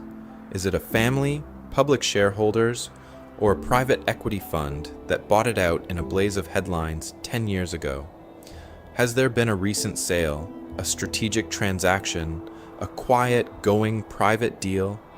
And if a phone comes out in the parking lot and the name of the chain goes into a search bar, are the top results about new products or about restructuring, leverage, and covenant relief? That tiny habit changes behavior. Suddenly, the default is not blind loyalty to one brand, but a quiet diversification. Maybe toys come from 2 or 3 retailers instead of one. Maybe travel is split between airlines that are drowning in debt and those with stronger balance sheets. Maybe a hospital system that has been through 3 buyouts in a decade is not the one chosen if there is an alternative. The goal is not paranoia, it is literacy, because financial health is not the same as a full parking lot. A company can be generating over $11 billion in revenue, like Toys R Us was in 2016, and still be spending hundreds of millions a year just to stand still under old leverage. From the outside, it looked alive. From the inside, the creditors were already measuring the floor space. Let me take you back to that toy empire with the giraffe mascot. If more people had understood that its ownership had changed hands in a $6.6 billion leverage buyout, that it had already paid more than its entire purchase price in interest and fees, the public story of its death would not have been "kids stopped buying toys." It would have been what it really was, a profitable brand quietly turned into collateral. And once that lens clicks into place, Toys R Us stops looking like a one-off tragedy and starts looking like a template, one that other familiar logos may already be following. There was a time when saving Toys R Us didn't sound like fantasy. The brand was powerful, the cash registers were still singing, and on paper, this empire of plastic dreams could have taken a very different path. Let me take you back to a quieter fork in the story before the buyout, when Toys R Us was still public and the balance sheet, while not perfect, wasn't yet weaponized against it. Imagine the same $11 to $12 billion in annual sales, but with far less debt, far fewer interest checks leaving the building every quarter, and a board that could channel money into transformation instead of triage. In that world, the company could have funded a real e-commerce push, remodeled stores, and still had enough left over to make mistakes without instantly flirting with disaster. Start with the digital future it handed away. In 2000, Toys R Us signed that exclusive deal, making Amazon its online toy aisle, effectively outsourcing the most important learning curve of the next decade. In a lower leverage timeline, management could have ended that deal earlier, eaten the legal pain, and used the brand's wealth to build a serious in-house tech team. Not a tiny web department hidden in a New Jersey office, but a core division with engineers, data scientists, and ruthless product managers who treated the website the way Sam Walton once treated store layouts, as the battlefield where power would be decided. There was another version of this story where Toys R Us partnered with tech firms without surrendering control, using white label logistics, shared data tools, and click and collect experiments while keeping the customer relationship. Picture flagships turning into hybrid playgrounds and warehouses where kids tested toys, parents ordered from kiosks, and same-day delivery made the giant boxes feel less like stranded real estate and more like a network. Even the real estate trap had an escape hatch if pulled early. In the early 2010s, before vendors panicked and landlords smelled blood, the company could have pushed through a preemptive restructuring, renegotiating leases while it still had leverage, closing marginal stores in slow motion instead of all at once, selling some locations at the top of the market to fund the rest. A smaller, sharper chain with 800 great stores might have had far more life than a bloated Sachtin 600 store map drifting toward zero. But every counterfactual runs into the same wall: culture. This was a company built for end caps and circulars, not code deploys. Legacy systems, aging executives, entrenched habits, and a life spent mastering landlord negotiations made it hard to suddenly think like a platform. Reinventing a giant while it's still throwing off billions in revenue is at times inspiring and at times chilling, because success itself becomes the narcotic that dulls the sense of danger. So could Toys R Us have been saved? Maybe. Yet the more revealing question is what its story says about the giant still walking. Because it's an example of what happens when a beloved brand has to change the engine mid-flight, and the next section will look at which of today's titans still have enough control and enough humility to actually do it. So let's talk about the quiet asset Toys R Us sold first: its future. Long before the shelves emptied, the company had already pawned the one thing that matters most in a volatile industry: flexibility, optionality. The freedom to change its mind when the world changed the rules. There was a time when leverage was sold to CEOs as the ultimate power move.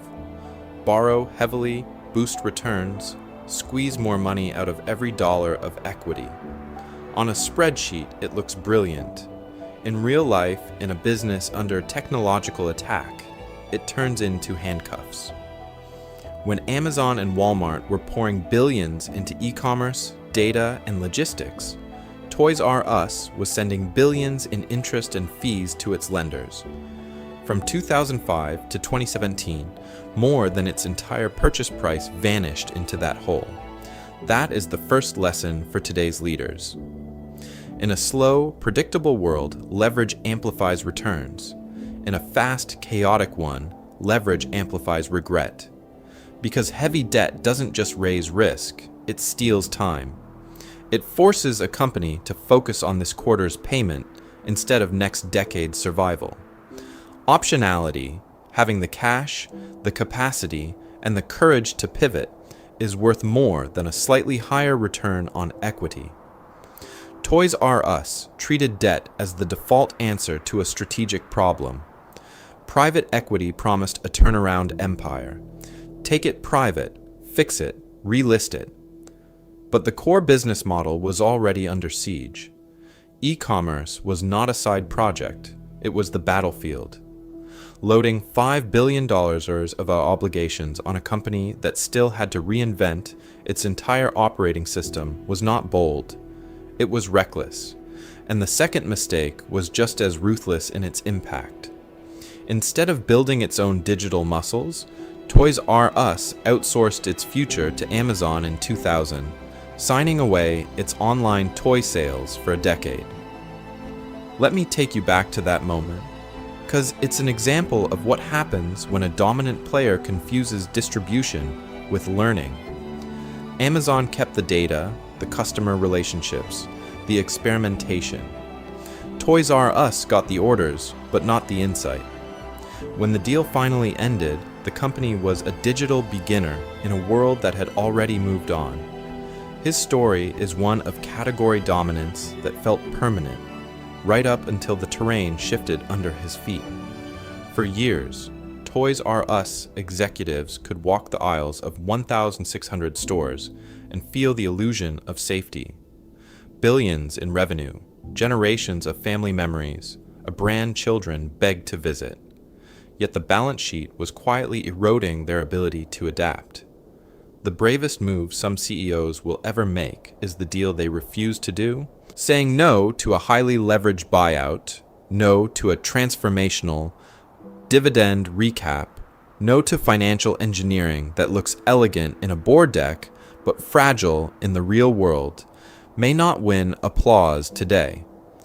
It might, however, be the decision that keeps enough cash, enough control, and enough humility on hand to fight the next disruption. Because the next section will follow the companies that kept that flexibility and how they used it to rewrite the rules instead of being written out of the story. Those flexible companies all had one thing in common. They weren't drowning in interest payments just to keep the lights on. Toys R Us shows what happens when the opposite choice is made, not only by executives, but by the investors who quietly demand more yield, more leverage, more financial magic. There was a time when low interest rates felt like free money. Pension funds, endowments, wealthy families were all hunting for returns in a world where safe bonds paid almost nothing. So capital flooded into private equity funds, into leverage strategies, into deals where the pitch was simple: borrow cheaply, buy big, and squeeze more out of the same business. On paper, it looked brilliant. In real life, it made entire empires far more fragile. Let me take you back to that 2005 buyout. KKR, Bain, and Vornado paid $6.6 billion for a toy empire that was still throwing off cash. Then they loaded it with over $5 billion of debt. From 2005 to 2017, Toys R Us reportedly paid more than $5 billion in interest and fees. That is not growth capital. That is not innovation. That is tribute to the lenders, paid every year before a single new idea could be funded. Investors loved the story. EBITDA multiples looked reasonable. The company still generated over $11 billion in revenue as late as 2016.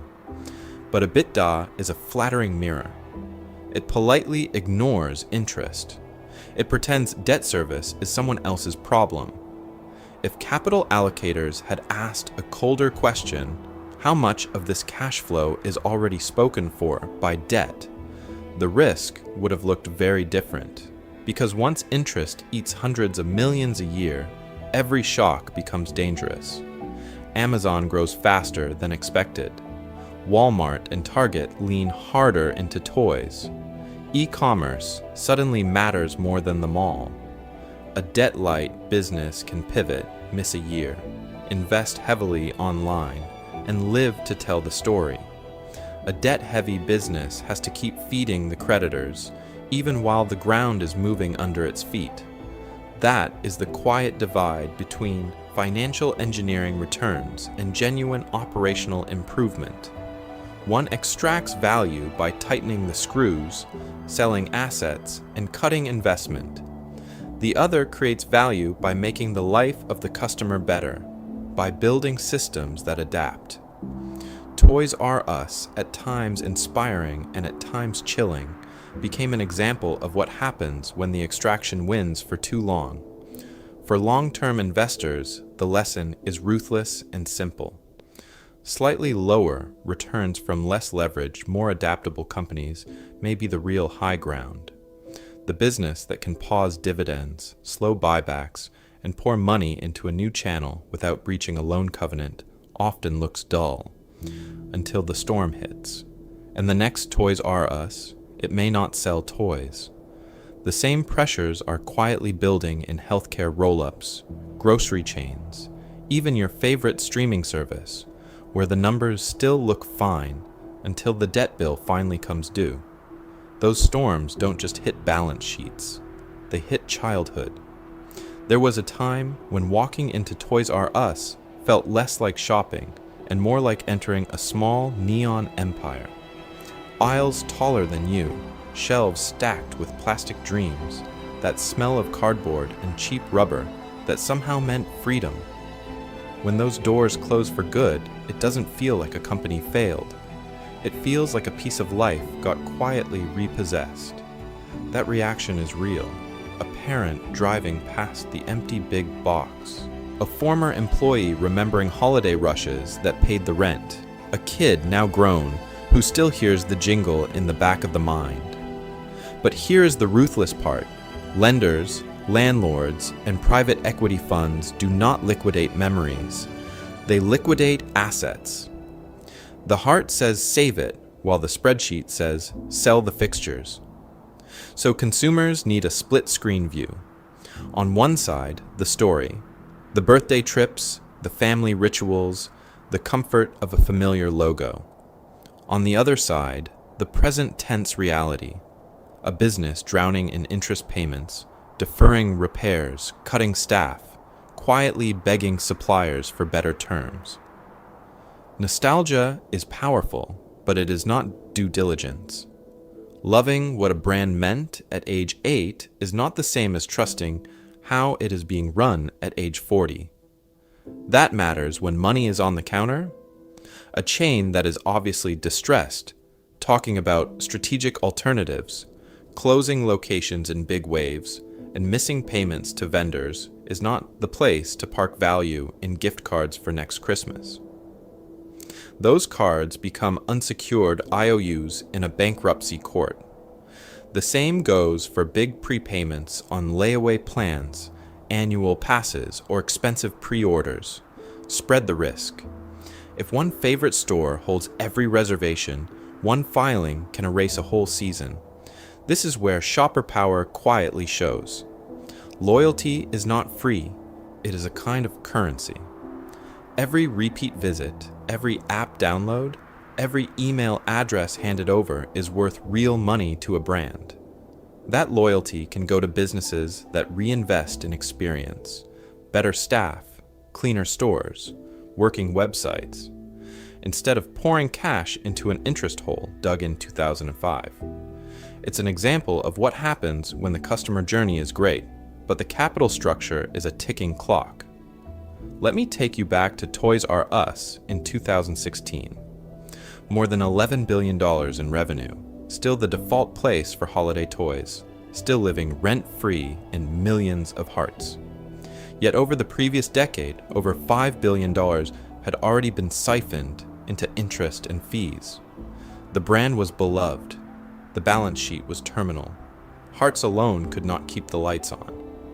The next section will follow what happened when that emotional empire finally met legal reality, and how the liquidation line moved from the toy aisle to the people who worked there. Legal reality hit the toy aisles first. But the balance sheet logic that killed Toys R Us does not live in the toy business alone.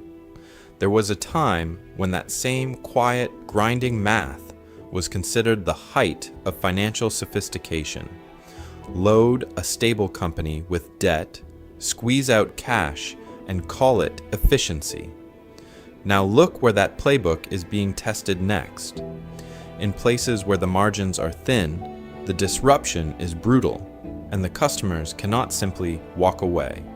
Grocery, healthcare, telecom, sectors that touch daily life, where the empire looks safe from the outside while the interest meter runs in the dark.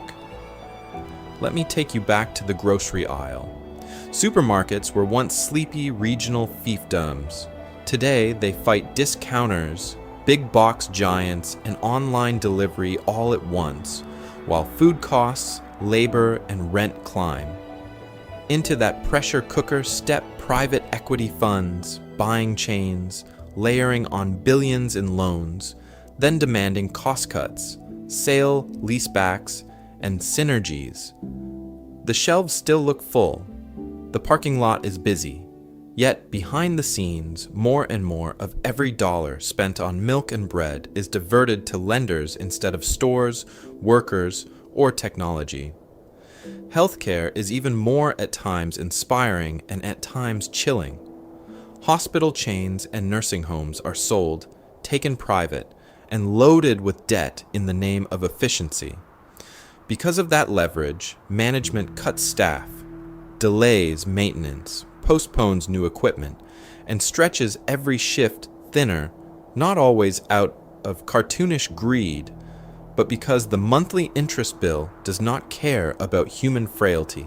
News reports have traced closures of rural hospitals, understaffed elder care facilities, and collapsing regional systems back to one shared root. Too much borrowed money on a business already under siege by rising costs and changing regulations.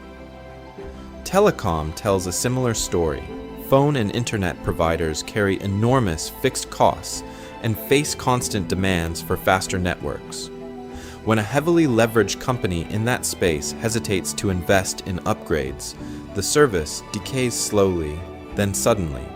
Calls drop, outages spike. Customers blame incompetence, while the real villain may be a balance sheet that cannot absorb another dollar of fiber without breaching its covenants. Not every leveraged deal is doomed.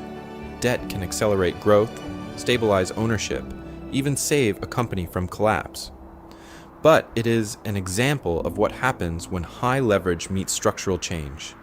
The margin for error vanishes. The slightest shock turns into a crisis, and the crisis often ends with bankruptcy headlines that talk about competition or mismanagement, while leaving the starring role of debt buried in paragraph 7. So the next time a familiar chain disappears, or a hospital near a childhood home suddenly shutters, it is worth asking a quiet question. Who was really getting paid? Toys R Us is a completed story. The toys are gone, the lights are off. But the brands that feed families, connect phones, and care for aging parents are still in the middle chapters, and their endings have not been written yet.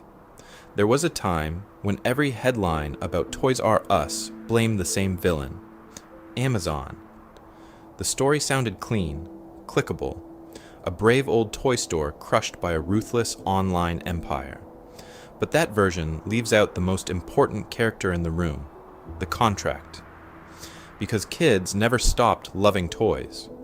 Parents did not suddenly forget the jingle or lose the habit of piling into the minivan for Black Friday doorbusters. In 2016, more than a decade after the buyout, Toys R Us still pulled in around $11 billion in revenue. Demand was wounded, not dead. The real damage came from something quieter, written in fine print rather than neon. Let me take you back to 2005. On paper, the deal looked like a triumph. KKR, Bain Capital, and Vornado were paying $6.6 billion to take a famous brand private, promising investment, focus, and a glorious reboot. Behind the press release, though, the terms were doing a different kind of work. Around $5 billion of that price would sit on Toys R Us itself as debt, wrapped in covenants, maturities, and interest rates that did not care how magical the stores felt at Christmas. The company had once been a fortress. Now it was a shell carrying a bomb. Each year, hundreds of millions of dollars that could have gone to e-commerce, better stores, or lower prices went to servicing loans. From 2005 to 2017, more than $5 billion disappeared into interest and fees. Not into toys, not into technology, not into the families walking the aisles, into creditors. So when people say Amazon killed Toys R Us, they skip a crucial twist. Yes, the 10-year deal in 2000 that made Amazon its exclusive online toy seller slowed its digital learning. Yes, Walmart and Target were relentless. But those rivals faced the same internet, the same consumer, the same recession. What they did not face was a balance sheet booby-trapped by a leveraged buyout. The real antagonist was a set of incentives. Lenders who got paid first. Private equity owners who could collect fees, whether the business thrived or limped. Executives pushed to hit short-term numbers while long-term investments were quietly postponed, then canceled. It is an example of what happens when the language of money overrules the language of customers. That is why the most important stories in business today are not just about charismatic founders or clever products. They are about who holds the debt, on what conditions and how those promises silently steer life inside the company. When a brand feels strangely frozen in time, when websites lag and buildings decay, often the real plot line is on the balance sheet, not the billboard. So the next time a nostalgic name shows up in the headlines, teetering on the edge, the question is no longer, did people stop caring? The better question is, what terms were they living under? In the closing chapter of this story, those terms become a mirror, not just for Toys R Us, but for every empire built on borrowed money. Those terms for Toys R Us read like a slow-motion obituary. Not written in headlines about Amazon, but in covenants, interest schedules, and repayment waterfalls that quietly decided how the rest of its life would go. So what are the lessons buried in this story? Think of this as the autopsy report. 5 causes of death that every modern empire should memorize. Because there was a time when Toys R Us looked untouchable, and that illusion is the first warning. Takeaway 1. Category dominance can breed complacency. When Jeffrey, the giraffe, ruled a $12 billion toy kingdom, management believed the moat was the brand, the floor space, the vendor relationships. But no moat is permanent when technology shifts the battlefield. While the world moved from aisles to algorithms, from circulars to search results, the company acted like the war would always be fought in big box suburbs. It's an example of what happens when yesterday's advantage becomes today's blindfold. Takeaway 2. Outsourcing core capabilities can save money in the short term while quietly billing you for your future. The Amazon deal in 2000 looked clever. Let the rising e-commerce star handle the messy online work while Toys R Us focused on stores. What it really did was outsource its learning curve, its data, its digital muscles. When the contract ended and the web had finally become the main arena, the company was years behind in the one capability that mattered most. Takeaway 3. Leverage is a force multiplier. In a stable, growing world, that $6.6 billion leverage buyout could have turned a strong retailer into a money machine for its new owners. Instead, in a disrupted industry, it multiplied every weakness. Interest payments devoured cash that should have gone to e-commerce, to remodels, to logistics.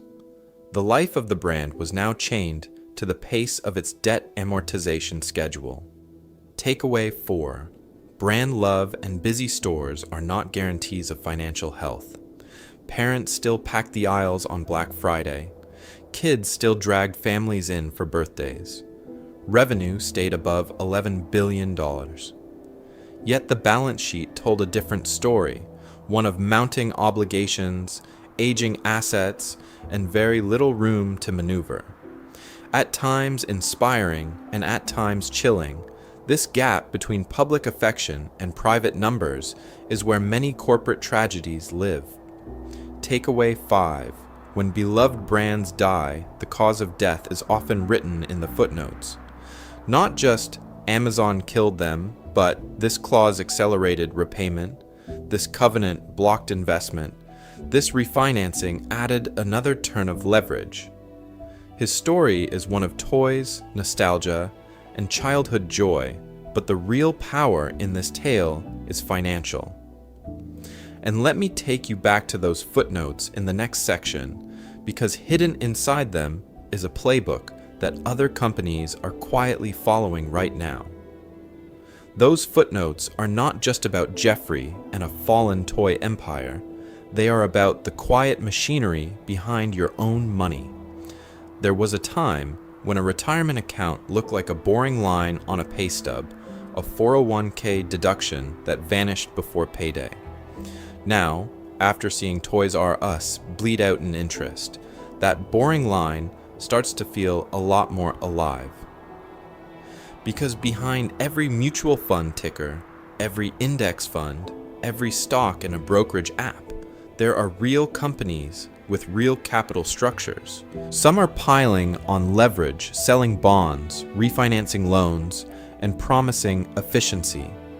Others are pouring cash into warehouses, software, logistics, people. One group is trying to engineer returns with spreadsheets. The other is trying to earn them in the real world. Look at your own exposure for a moment. A broad S&P 500 index fund is not just a number that goes up and down. It is a basket of CEOs making decisions about debt, buybacks, and survival. A concentrated bet on retail, real estate, or media is not just a sector play. It is a wager on who can keep paying interest when the music stops. Let me take you back to Toys R Us paying more than its own purchase price in interest and fees, while Amazon and Walmart were spending billions on e-commerce. That gap in priorities is where the story turned. This is where a simple mental model helps. When looking at a company, favor those that reinvest heavily in adaptation over those that rely on aggressive financial engineering to hit targets. A business that spends on technology, supply chains, and new formats is trying to survive. A business that keeps levering up to fund buyouts, buybacks, and special dividends is trying to squeeze the present, even if it mortgages the future. It is an example of what happens when the balance sheet becomes the real boss. And even if no individual stock ever sits in your account, the story still circles back to your life. Pension funds, sovereign wealth funds, and giant asset managers pour billions into private equity funds that run the same playbook used on Toys R Us. Buy, lever, extract, exit. The returns feed retirements and endowments. The consequences land on Main Street employees, landlords, and communities. At times inspiring and at times chilling, that loop between Wall Street and your local strip mall is much tighter than it looks from the parking lot. So now the question hangs over every statement you receive. How much of your future is riding on companies that are quietly becoming debt bombs? If one autopsy of a toy store can change how you read a balance sheet, what would a whole series of these financial autopsies do to the way you see every brand you touch next? So now the question hangs over every statement you receive. How much of your future is riding on companies that are quietly becoming debt bombs? If one autopsy of a toy store can change how you read a balance sheet, what would a whole series of these financial autopsies do to the way you see every brand you touch next? Let me take you back to that first image. There was a time when Toys R Us felt less like a store and more like a cathedral of childhood. Fluorescent light pouring down on endless aisles, bikes hanging overhead like stained glass, a sea of boxes whispering promises of other lives. Parents did the slow Sunday walk. Kids sprinted. It was noisy, chaotic, alive. Walk past many of those locations now, and the shell is still there, but the life is gone. Faded sign outline, paper over the windows. Maybe a discount gym or a liquidation banner has moved into the carcass. The building did not explode. It did not burn. It was drained. Month after month, year after year, money that could have gone into better websites, cleaner stores, smarter logistics was wired out to service a $6.6 billion deal that finally left nothing worth saving. That is the quiet horror at the center of this story. Toys R Us was not a failing idea. It was a $12 billion empire in the age of the category killer, built by people who understood operations, supply chains, and seasonal chaos at a level that was, at times, inspiring and at times chilling. His story is one of ruthless efficiency on the sales floor and almost total blindness in the boardroom to what leverage and the internet would do next. Because when the pursuit of financial optimization outruns the imagination needed to adapt, even a beloved institution turns hollow. The same creativity that designed those massive warehouses, those holiday hiring blitzes, Those global sourcing networks never got a chance to redesign the business for a world where Amazon, Walmart, and Target were quietly training families to buy toys from the couch. Interest payments crowded out experiments. Debt covenants outranked customer delight. So when you hear that a company is being taken private to unlock value, remember the empty Toys R Us at the edge of town. When a CEO promises a transformational restructuring, ask a simple question. Is this about freeing the business to evolve or about loading it with obligations that future customers will unknowingly pay for? Because of how money and power now flow, the most important plot twists in a company's life often happen on the balance sheet long before they show up on the sales floor. This video is one chapter in a larger investigation into that hidden layer. It's an example of what happens when financial engineering collides with everyday life, when childhood memories meet debt schedules. And if one toy empire can vanish this way, what else is quietly being rewritten right now, line by line, in the footnotes? So now that one toy empire has been opened up on the table, here's the question that really matters next. Which brand from your own life do you want to see dissected the same way, right down to the debt covenants and the fine print? Not the PR story, the balance sheet story. There was a time when Sears was the Amazon of its day, when the catalog was the internet in paper form, and the company owned the mall, the parking lot, and half the appliances inside your grandparents' house. Do you want to see what decades of financial engineering, spin-offs, and real estate games did to that empire? Or should the next autopsy follow Blockbuster's lenders, the people who kept rolling the dice on a chain that could see streaming coming and still clung to late fees like a life raft? Let me take you back to the mall chains that anchored every weekend in the 90s and 2000s. JCPenney, Macy's, those glowing logos at the end of every corridor. Behind the perfume counters and holiday sales were sale leasebacks, securitized rents, and landlords with their own mountain of obligations to bondholders. Comment with the iconic brand you grew up walking past or begging your family to visit that you now suspect was standing on a very fragile pile of borrowed money. Maybe the next chapter shouldn't even be a fallen giant.